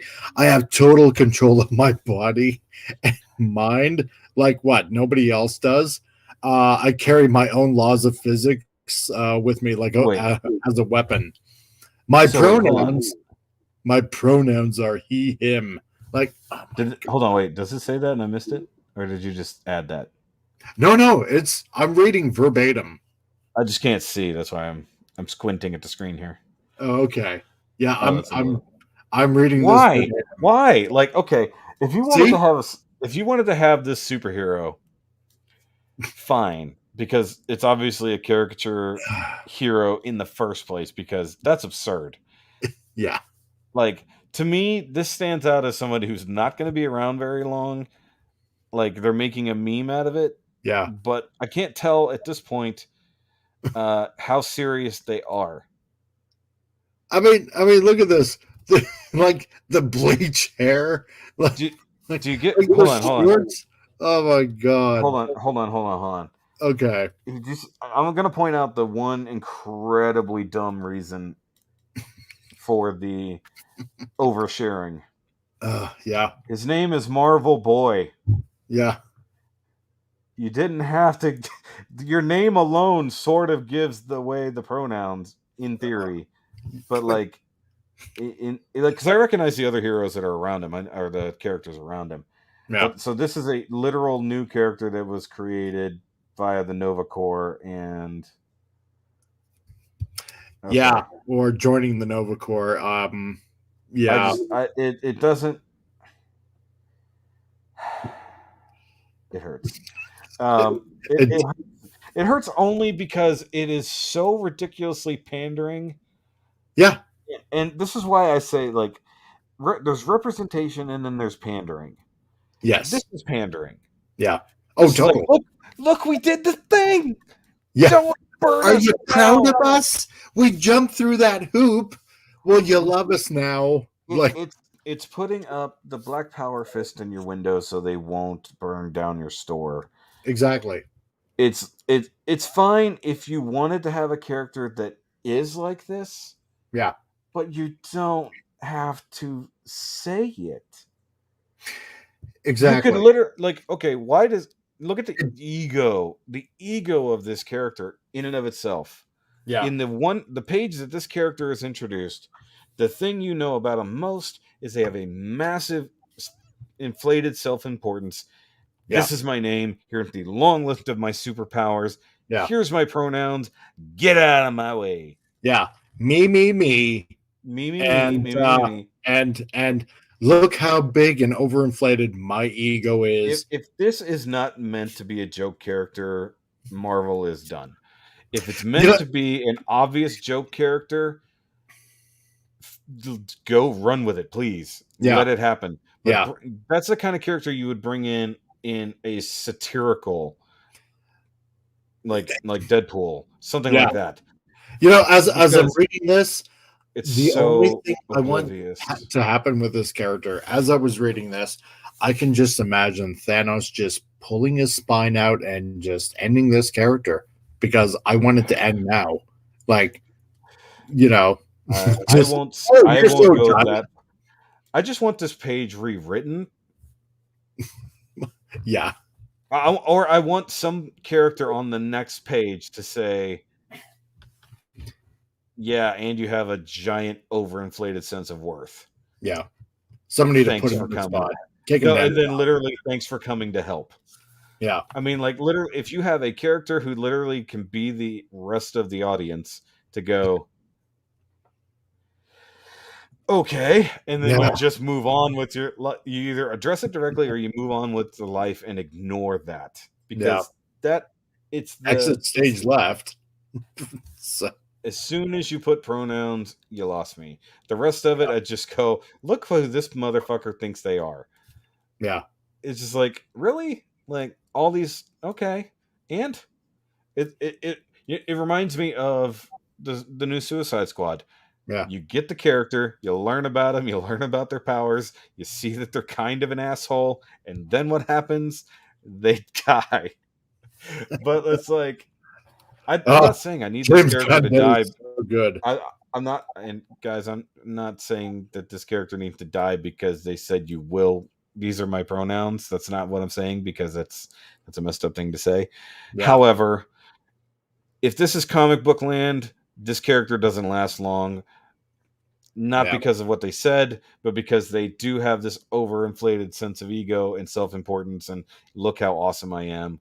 Most characters like that usually get put in their place. They lose their powers, they die, they get broken, that's the way it is. But if they leave a character like this to become super important, Yeah, then it starts changing the landscape of it. And I think exactly. that's where you start losing the concept of representation, and you're trying to force a new reality through it. And like, I don't tend to talk about these things much, at least in here. Mm. But that is, Wow. it's not,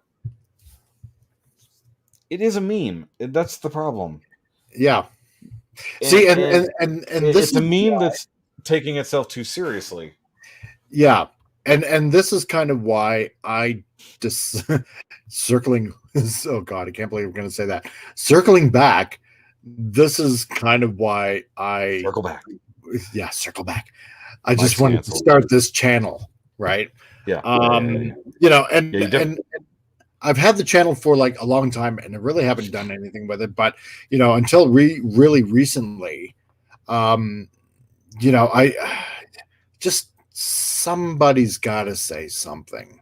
You know, there comes Yeah. a point where, again, all those shows that you've grown up with, all those movies, all those shows and comics and whatnot that you've grown up with, you know, this established canon of what certain characters personalities and their traits and whatnot are, right, that make that character is essentially, or series for that matter, not just characters but even series, for that matter, just thrown out the window for the sake of representation, you know, and taking it a bit too far, right? Like for example, Star Trek, right?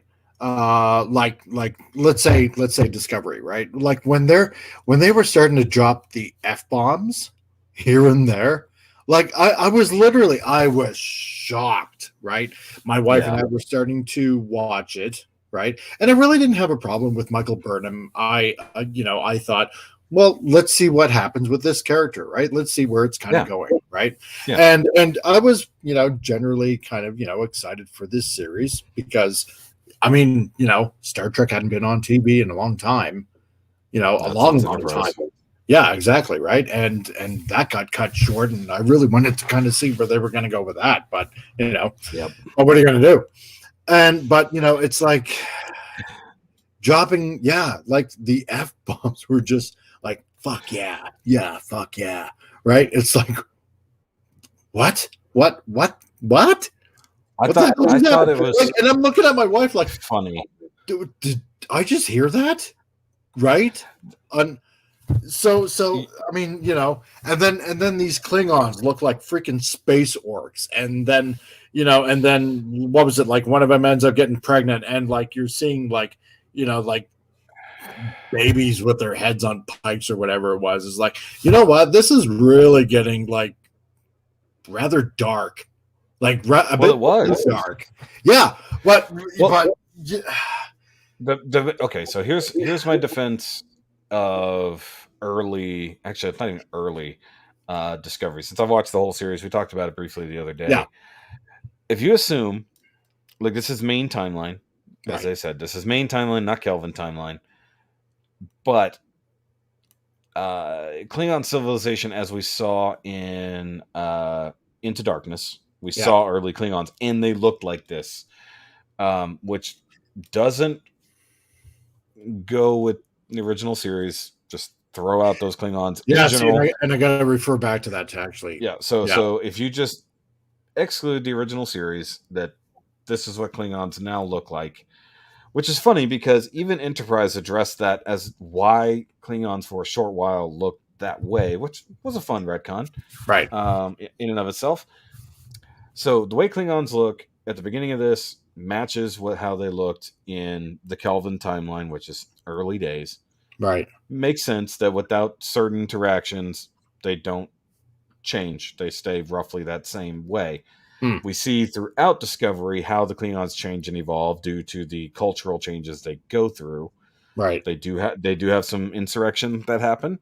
I know it's a bad word, but coups, they have those kind of things repeatedly. It's a warrior civilization. Yeah. But it's not until a certain character rises up and literally brings everyone together through whatever means that we don't see the Klingons start to evolve to the Klingons we know. Yeah. Makes sense. It's not just a show about Michael Burnham, at least within the first 2 seasons. But things looked weird, and it was a much more brutal society. Plus, they're making this for a streaming thing, not mainstream TV, so they can play with it a little bit more. It's not quite HBO. Oh, it was on TV here in Canada.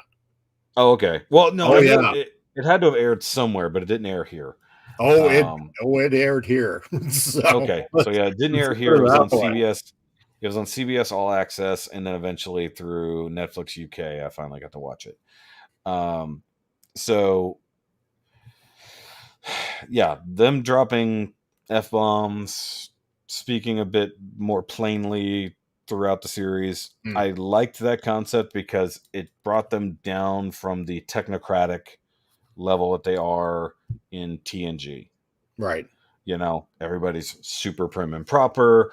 Yeah. Everything is super shiny and all this. And I mean, while things were literally super shiny in Discovery, it was still a very rough world where we hadn't, even as humanity, we hadn't quite evolved to that level. It's still a couple hundred years to go until we reach TNG. A whole lot of wars, a whole lot of fighting, still a whole lot of dealing with shit within the human race. Yeah, I feel like if Archer wasn't on normal television in a normal primetime slot, if it had a different, like say it was on a different cable network, right, there would have been cursing in Enterprise, because they're even closer to us level of humanity. Because you remember First Contact, whenever they go back in time and they're talking to Zefram Cochrane and his people, they're super rough.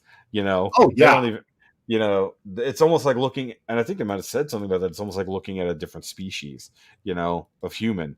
It's so very different. So had they had that rated R type freedom, or at least advanced PG-13 for violence and all that, I feel like the further we go back into those early days of the Trek universe, we're gonna see them talk like more plain people like us versus TNG.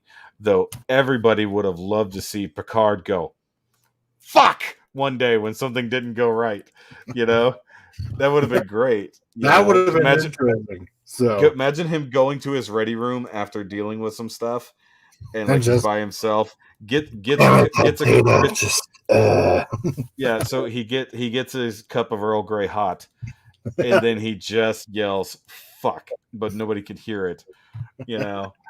Riker was definitely heard it through the door, just very muted, right? I assume they had better sound. Number one's like, oh shit. No, Riker definitely would curse a lot. Oh yeah, totally. He would definitely be saying all kinds of highly inappropriate things. I think he just really restrained himself because of Picard, right? Yeah. Well, I mean, there were a few times that he was kind of out there, to the point, but obviously, not to the point that he was going to swear, obviously.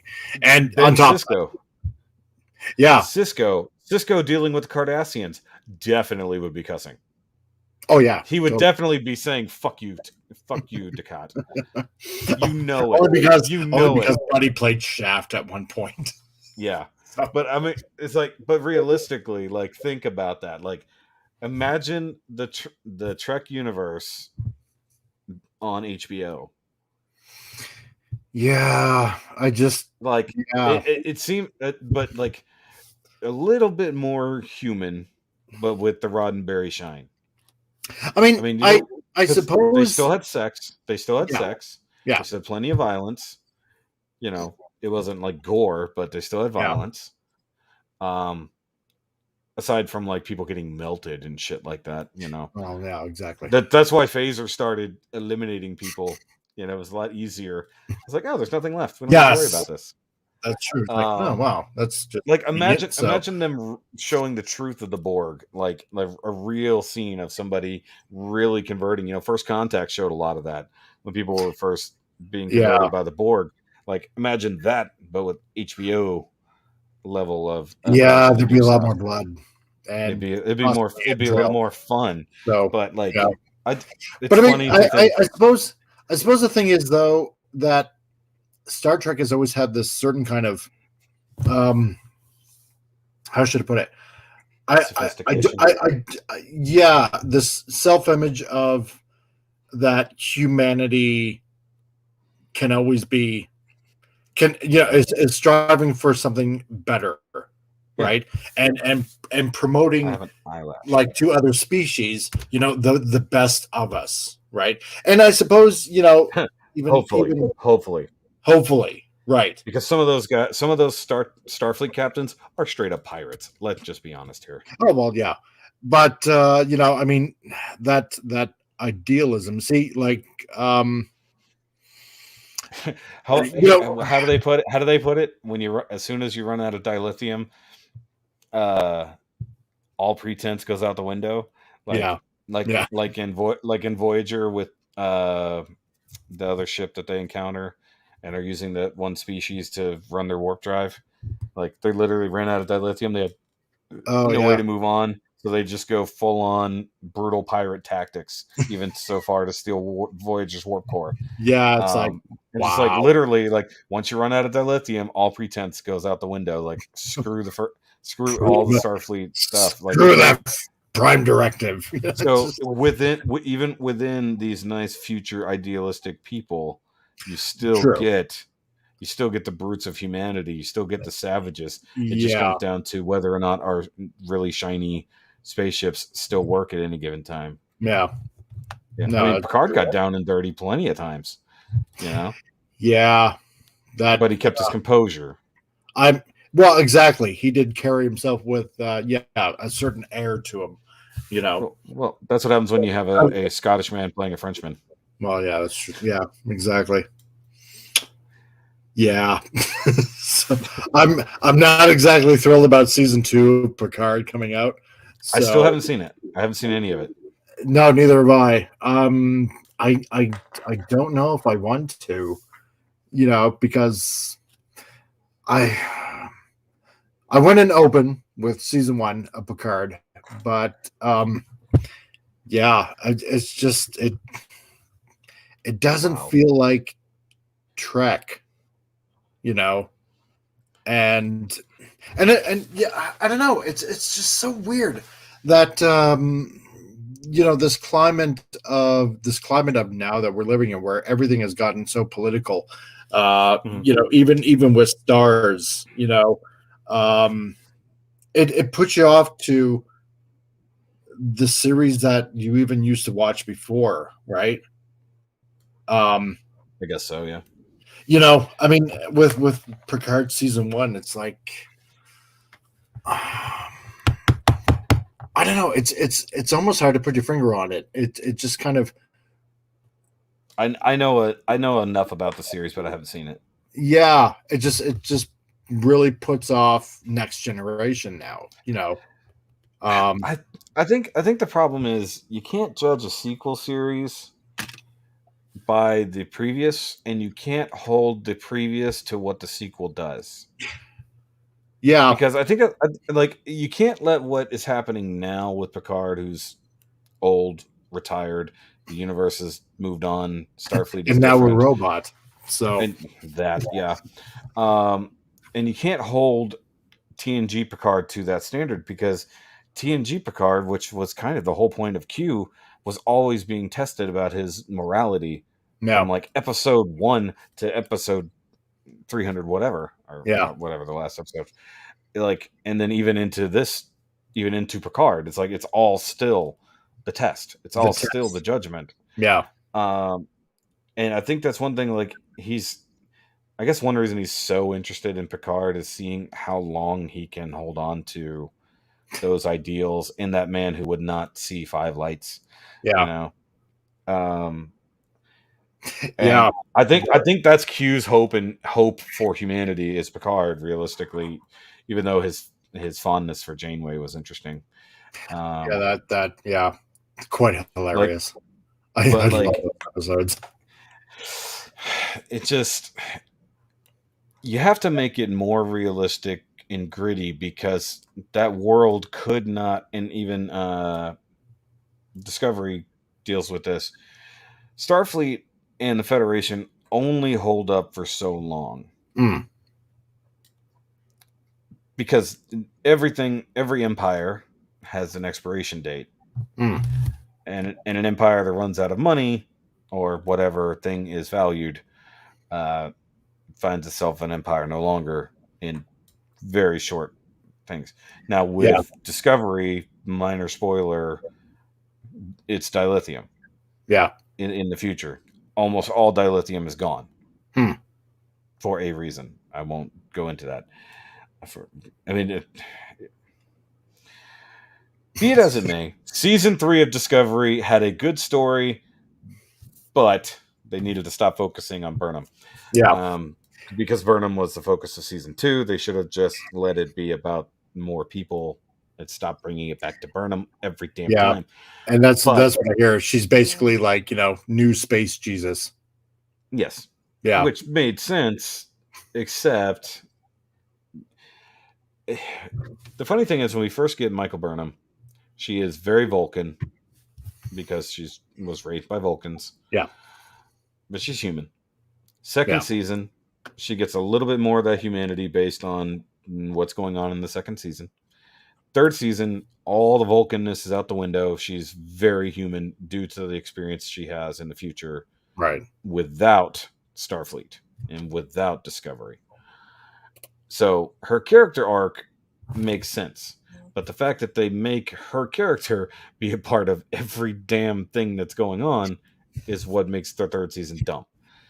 Yeah, because And the the tiny ratings, and the wokeness they keep jumping in there, which yeah, was unnecessary. As I talked uh, to you about a certain, was it you that I talked to probably. about the trans character? Oh yeah, yeah, yeah, yeah, Okay, yeah, yeah, they didn't have to do it the way they did, and I think that's where once again representation could be done well within the context of a series without having to be on the nose or literally handed to you on a platter with a big sign, neon sign that's blinking with right. horns going off to make sure you're aware of what's going on because Mm, clearly you can't understand subtext. Um, and they were there. They were there. That's my biggest problem with that. They had these characters that were clearly either trans or at least gay or something along those lines. It yeah, was obvious. There's no need to push it to death. But then within the universe, they give you an explanation as to why that character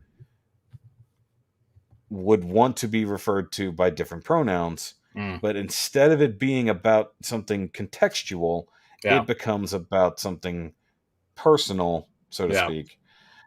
And I think that's where they could have done the world a service in there and still kept that same representation. yeah.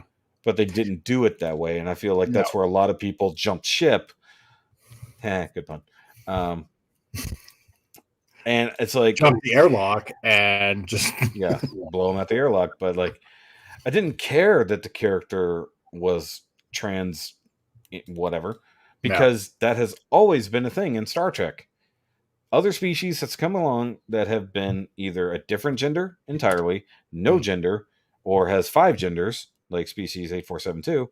yeah, And we never really got to see how that was remotely represented. I think that would have been very interesting to see them attempt it. Um, but like, it's been brought up within the context of the show, and they either did a whole episode about it, yeah, where usually someone got way too involved with the situation because they didn't understand the social constructs within mm, a different species, and then they had to make a deal about it. But that's how they represented it, and that was how they did their plights. And that's very 80s and 90s storytelling. yeah, You're in the moment with the context of the situation, with the people that it will affect, and while it's presented to you as a big broad thing, There's a lot of subtext and things that don't have to be handed to you. No, exactly. And yeah, and this is the major problem with a lot of movies and TV shows and freaking comics and stuff like that. Like, all the numbers show it. People don't want it. People don't necessarily need it. Really, the majority of people, right? Yeah. Just stick with the situation, stick with the story, and progress, right? Yeah. Not everything has to be thrown out there and super explained, or as they would say, mansplained, right? Yeah. And I haven't heard that in a little while. It's I'm old, so I have to use older references to make it's not even that old. It's just I haven't heard it in a minute. Yeah, there you go. But no, it's like they don't trust audiences to be smart. To be smart anymore, which I have a feeling that is reality of the situation, is that we do have far more less intelligent people, or people who are not willing to see below a surface of something. It's like at some point, like I said, I keep coming back to subtext. Things that don't have to be said, things can be shown, or they can be represented one way, but you understand because you're not a moron. That this is what they're showing you. Like there's episodes in Star Trek that are all about ecology and all about fixing the environment and things like that. And some of them are about fuel and resources. Yeah. But they do it within a context of the world, and it might be a heavy-handed story, but because it's told to you in a fictional way, and then in your own brain you go, oh, hey, that's just like what's going on in the real world. Yeah. That was clever. Remember when we used to be able to say that was clever? And now it's just like, why did they have to say it out loud? We knew what was going on. We're not dumb. Like, that's what it comes down to. And I think it's because, once again, pandering. The pandering of it. That's the thing, though. It's because Hollywood is so out of touch with reality, right? Yeah. That, because here's the thing. We have all these celebrities that are telling you what you need to do with your life and how you need to do it and what we need to do to fix the planet, because you're not smart enough and we have to tell you everything, right? We have the answers. And yes, we have the answers. You don't. We're richer than you, so you need to listen to us. Yeah, exactly, right? And that's what it boils down to, right? That Hollywood essentially in their their self-believing godlike status, they know better, and they need to tell you how to make it better. Are you saying they're getting high on their own supply? Maybe. So, but and that's definitely what it is, right? We need to tell you how to make the world in our image because we know better. And so, I want to be clear. I do want to be clear about this because I think the message might not be very clear. The stuff that they want to show you and want to represent to you, whether it's about a type of people, whether it's about whatever, whether it's about the environment, whether it's about abortion. No. There's no reason they shouldn't have those messages in entertainment, in media.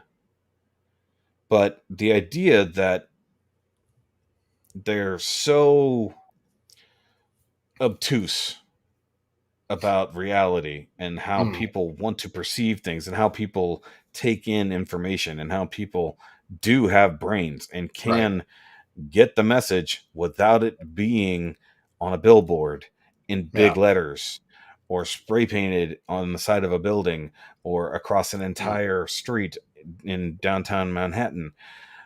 Yeah. We get it because we're not idiots.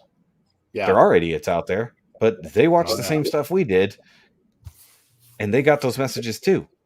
And some of them are in office. And remember, we used to have remember that when the trope of the very special episode was a thing. It's that times 1,000 now, with the entire industry of media. Mhm. It Yeah. used to be one episode was super heavy-handed and made Yeah. sure, like Punky Brewster had the episode about making sure kids didn't get locked in refrigerators, because back in the day, refrigerators would lock shut and kids were dying because they Yep. were playing hide and go seek and discarded fridges. Exactly. Because when you threw out a fridge, you had to take off the door. And you know Yep. how I know about all this? One, Punky Brewster told me. Two, a comedian referenced it. Therefore, it's stuck in my brain. There's a Exactly. whole bit, Right. There's a whole bit about it.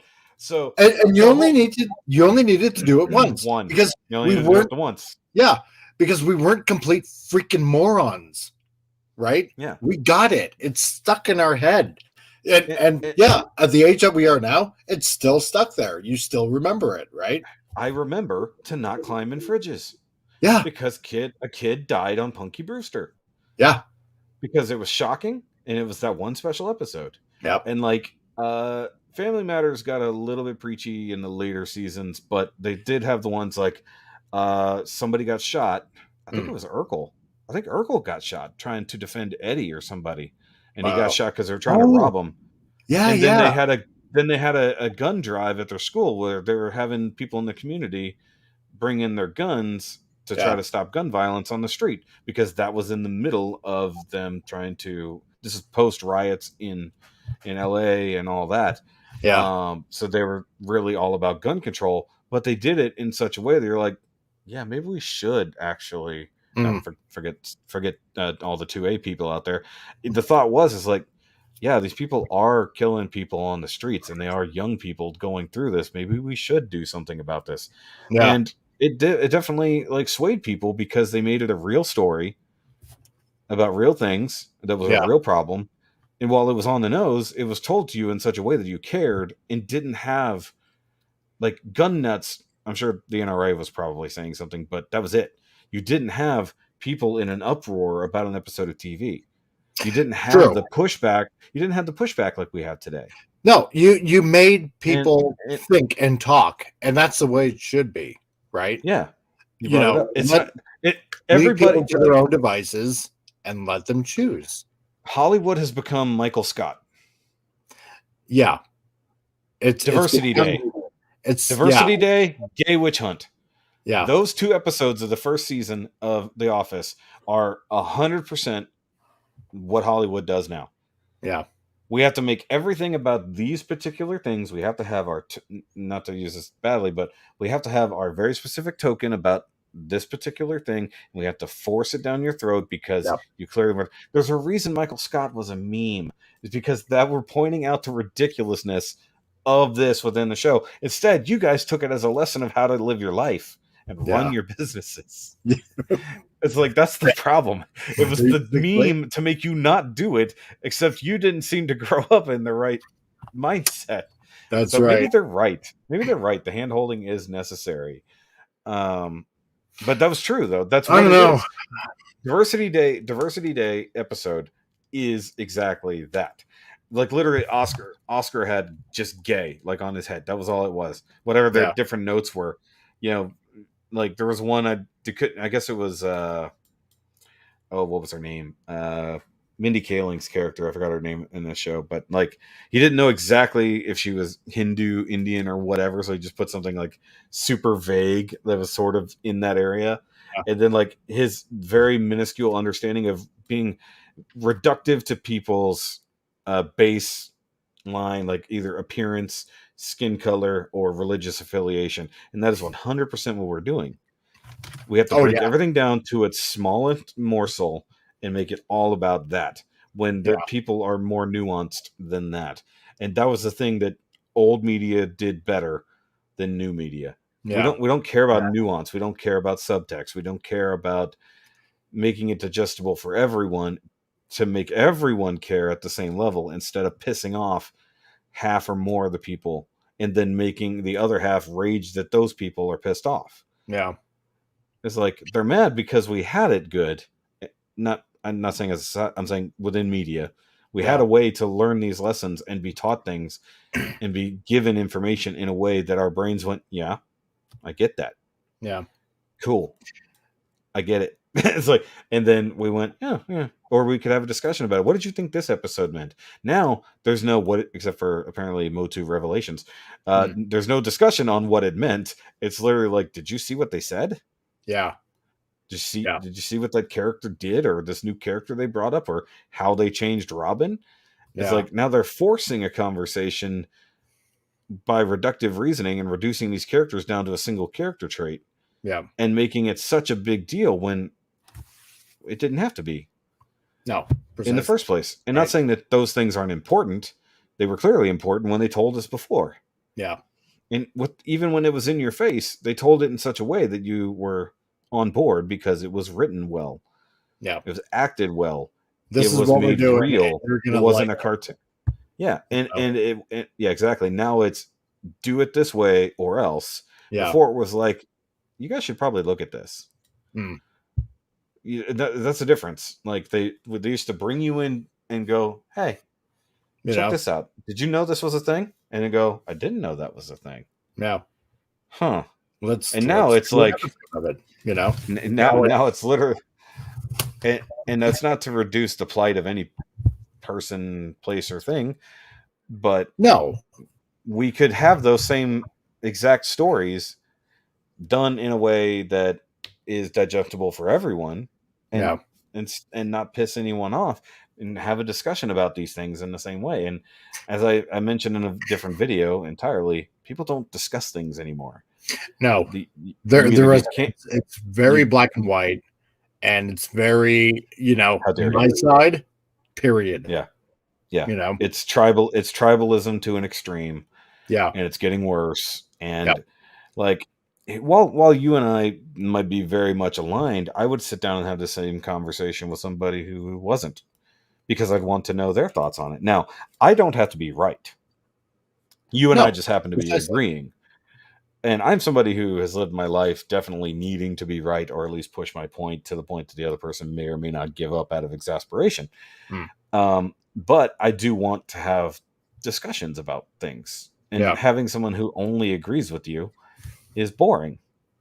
It is. At some point, you just stop talking because you're only talking about the same shit. You didn't bring anything else different to the table. Well, right? That's right. You might as well be talking to a parrot, essentially. I can literally just have one side of this discussion and then play it back to myself. Yeah. If that's the way I want it to be, So, I mean, like, I would have the same conversation with somebody who's, quote unquote, on the other side of things, or sees it a little bit differently. Like, we had somebody, maybe feels differently in the comments about the whole Tila thing. Maybe it's somebody who is raging about it. Maybe it's somebody who's like, oh, I really thought she was a lesbian. Now you're telling me she's not? Huh. Now I got to see that a little bit differently. Yeah. I was like, wait, what? That's not what they were showing us? See, because that show was while you were spoon fed some things, other stuff was just left up to your interpretation. Yeah. See, it to me, it all depends where your mindset is, right? And if your mindset and thinking one way, you're never going to see the other side of the story or the argument or the debate or whatever it is, right? You're just going to be so super focused on what you want to see that it's the only truth that you want to believe in. And what you were saying, nobody debates, nobody has conversations anymore. Nobody talks about, say, maybe the moral implications on XYZ, right? Yeah. And should you dare mention anything to the contrary, you're kicked off of social media, you're canceled, you're fired, you're whatever, right? You don't have a show anymore. You don't get to write stories anymore. You don't get to publish. Or you can write them, but you can't put them anywhere anybody would see them. Well, exactly, right. Or you can be the leader of it, or you can be the most powerful man in the world and not allowed to talk to anybody on social media ever. Yeah, exactly, right. So that, and it's awfully hard to really show anything of quality really anymore when it's only the one side that's really controlling the narrative. So he said the word. And he said the N word. I did, right? Narrative. Well, but that's it you know what's is. funny? You know what's funny? As a conservative person who would be accused of being Republican, that's the N word I'm actually caring about, not the one I'm accused of being a fan Not of. that It's like, N word. not that the narrative, because it's all about the story. Yeah, because Yeah, they're making and it up. well, I mean, let's put it this way, right? They say history is written by the winners, right? True. Well, I mean, let's look at Hollywood, right? I mean, who are the real, so to speak, who are the winners there?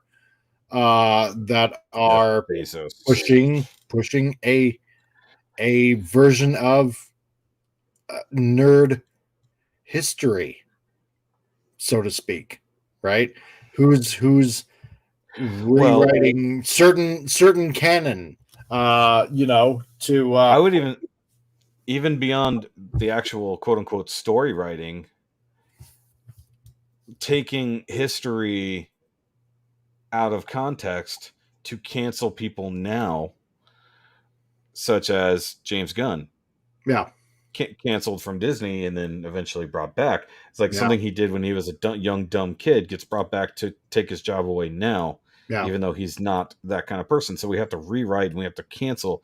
We have to take things out of context without any sense of actual reality yeah, to do these things. And now he's coming back, whether it's just for that one movie or not. He's coming back. He's still the same person that he was 4 years ago when it happened. Gina Carano, things taken out of context on yeah, purpose to punish her because she doesn't agree with her particular boss's point of view. Not that she's against them, because sometimes it's just a difference of opinion yeah, and having thoughts of your own. And it's not that you're against someone; it's just you're for yourself. yeah, exactly. Because I'm for something doesn't mean I'm against you. No, precisely. And that's one thing that we don't have anymore. No, Because if I don't agree with a particular person's point of view, I'm obviously against them. I hate them, and all these yeah, other isms that it's that I'm being accused of. When realistically, it's just that I don't agree with you. I don't have to be against you to exactly. disagree with you. It But doesn't mean you're going from to the other side, deal. It yeah, just means that, look, this is my personal opinion, yeah, and you have your opinion, I have mine. I might like chocolate, you might like strawberry ice cream. It doesn't mean I'm right. It doesn't mean you're wrong. It just means we like different things. But what if Period. the strawberry ice cream identifies as peach cobbler? Then Do I enjoy. have to do we? I know it's terrible, but this is the kind of stuff that does get brought up, and it's fine. It's like, but at that point, I just say I still like chocolate. It's like I don't care that the strawberry ice cream now declared itself peach cobbler. I still like chocolate. Exactly. That has nothing to do with whether this other ice cream wants to be something entirely different. I don't care. Yeah, because I still like I like ice cream in general. I Yeah. don't have to hate all ice cream because this one ice cream is a different flavor than it set itself out to be. exactly. Right. I can still enjoy it for what it is. Ice cream. Or that is technically not ice cream. That's sherbet. But we're all been confused about that concept forever, right? Yeah. It's like it's sold with ice cream, but it's not ice cream. Not even a dairy product. And- I'm so very confused. And yes, I'm equating. No, I'm not. But it's a different analogy. It's the silliness of it at the same time. You can take it seriously almost, and be silly. It's almost well, I mean, you know what? Let's take it a step further. It's also the same thing about what everybody talks about race, right? You know what? It doesn't matter if you're black or white or red or yellow or plaid or whatever or purple. I don't care. First of all, we should all be against the plaid people. They are truly evil. They need to go back underground where they belong, down to the original cybernetic core of Earth. It's like get under your cable and stay there for the rest of your life. We don't want you or your haggis or anything like that. It's awful. For shame on releasing that on the general public, you bastards. Fucking plaids. I know. But you know what? It in the grand scheme, look, it doesn't matter. We're all human beings. He's reduced us all the way back to humans. I know, right? Isn't that the ultimate reduction? Technically, is that we're all just human? Yeah. So shouldn't they just push that? It's like, isn't that the ultimate reduction? We're all the same species. But that's the thing, right? It's like then they don't have anything to friggin' argue about, right? Or turn people against each other or whatever. Or they don't have that are you saying they do that on card that they can use anymore. You've taken away their token card. By the way, I need to get the Hodge Twins race card and the white privilege card. I need both of those things. I do. I haven't done it, but like I want to be able, like when somebody just starts bullshitting, I just want to pull it out. Like, hold on. Yeah. There should also be a personal privilege card.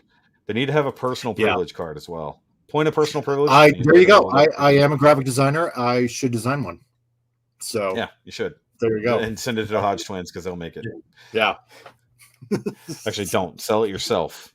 Yeah, exactly. Okay, so it's back to let's bring this all the way back to the beginning then, since we've gone on for so long. We'll circle all the way back to the beginning. Yeah. So with your particular prints, do you have anything that anybody who bothered to listen this long could purchase from you? Such as your size charts, your awesome custom boxes. Now it's been like, what, 3 hours now? Almost 4. Almost 4. Almost 4. Oh, dear God. Wow. I know. I knew this would happen. Yeah. Okay. If anybody has actually made it this far in the conversation, let's wrap that all up. If any of you guys, we're going to trim out the middle 2 hours. Trim out the middle 2 hours. It's just an ad for you, the whole thing. There we go.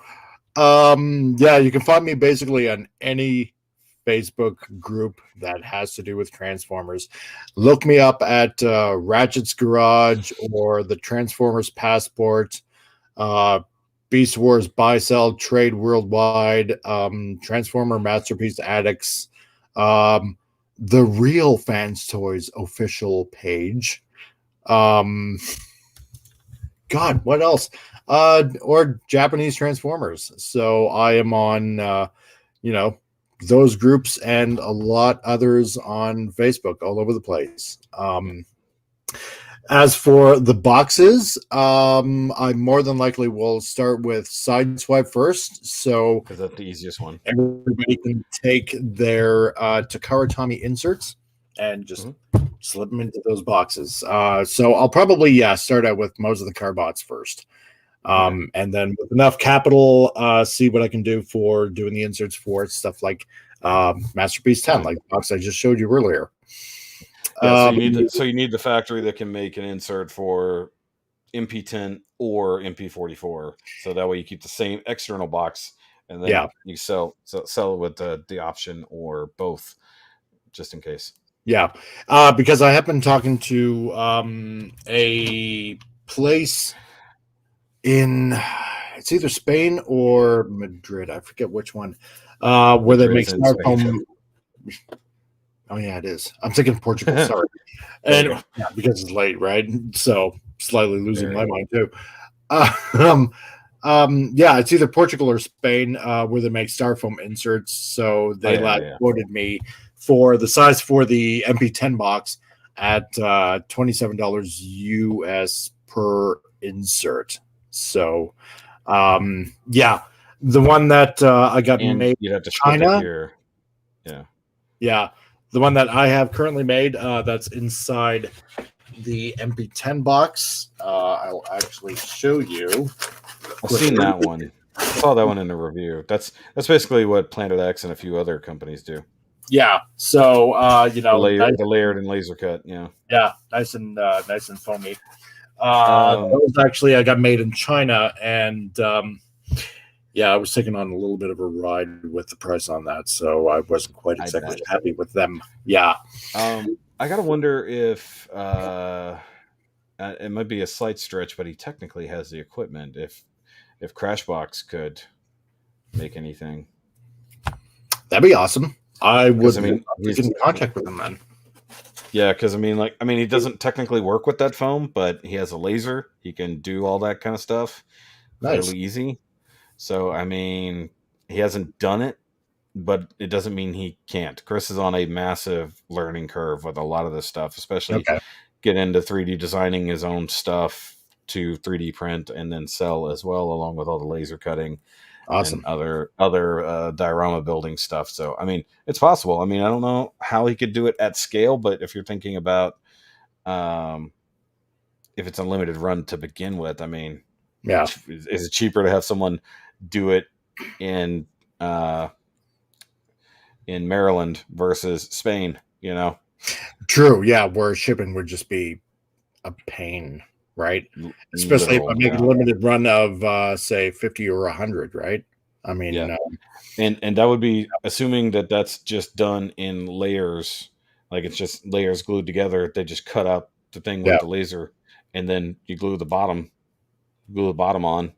Presumably it's super easy to manage, realistic in my own mind, because I've made my own custom inserts out of the ones in gun cases. So that was literally pick your phone. That wouldn't be a cost-effective measure for this, but that's super easy in comparison. But hit up Chris, for sure. That might be an avenue that may or may not be doable. Plus, that would be something he could do in general as a side gig. He always needs more reasons to make money from home, right? Nice. But guys, I hope you have remotely enjoyed it. Yes. So I'm going to do the outro. I'm going to try to, anyways. It's been a while. So, guys, make sure you go follow Mike on anything. Find him in any other groups and stuff like that. Of course, his YouTube page is linked down below. I said page, not channel, because I'm an idiot. And then, of course, I hope you remotely enjoyed this, and I'm sure we pissed off somebody. We'll probably get some kind of community deal from YouTube. We'll see what happens. We didn't technically touch on touchy subjects, but you never know. No. But it's definitely been fun talking to you, either with the other night or tonight, and maybe in the future we can do it again on your channel or on other people's channel. We should drag ourselves to someone else's channel. You know what's stupid? Wagging the anti-woke finger. Can't believe those people. Yeah, exactly. It's once again, we're not against the message. We're against how it's presented. Precisely. Yes. So the media is the message. Just make it better. Yeah. Just make it better. That's all I'm asking. Don't destroy my hero. And talk to your doctors before making any life-changing decisions. That's right. Whatever they might be. The old ticky ticker might not take it. So ticky ticker. All right, guys. So y'all have a great weekend, great night, and all these other things. It's morning at this point. I don't even know if the wifey went to bed. Usually she comes in and says bye. But guys, we'll see you later. Remember, as always, to keep on nerding, to keep on building, and let's keep building whatever community we've got left together. Because we got people like Mike. And people like him. You pointed the wrong. There you go. There we go.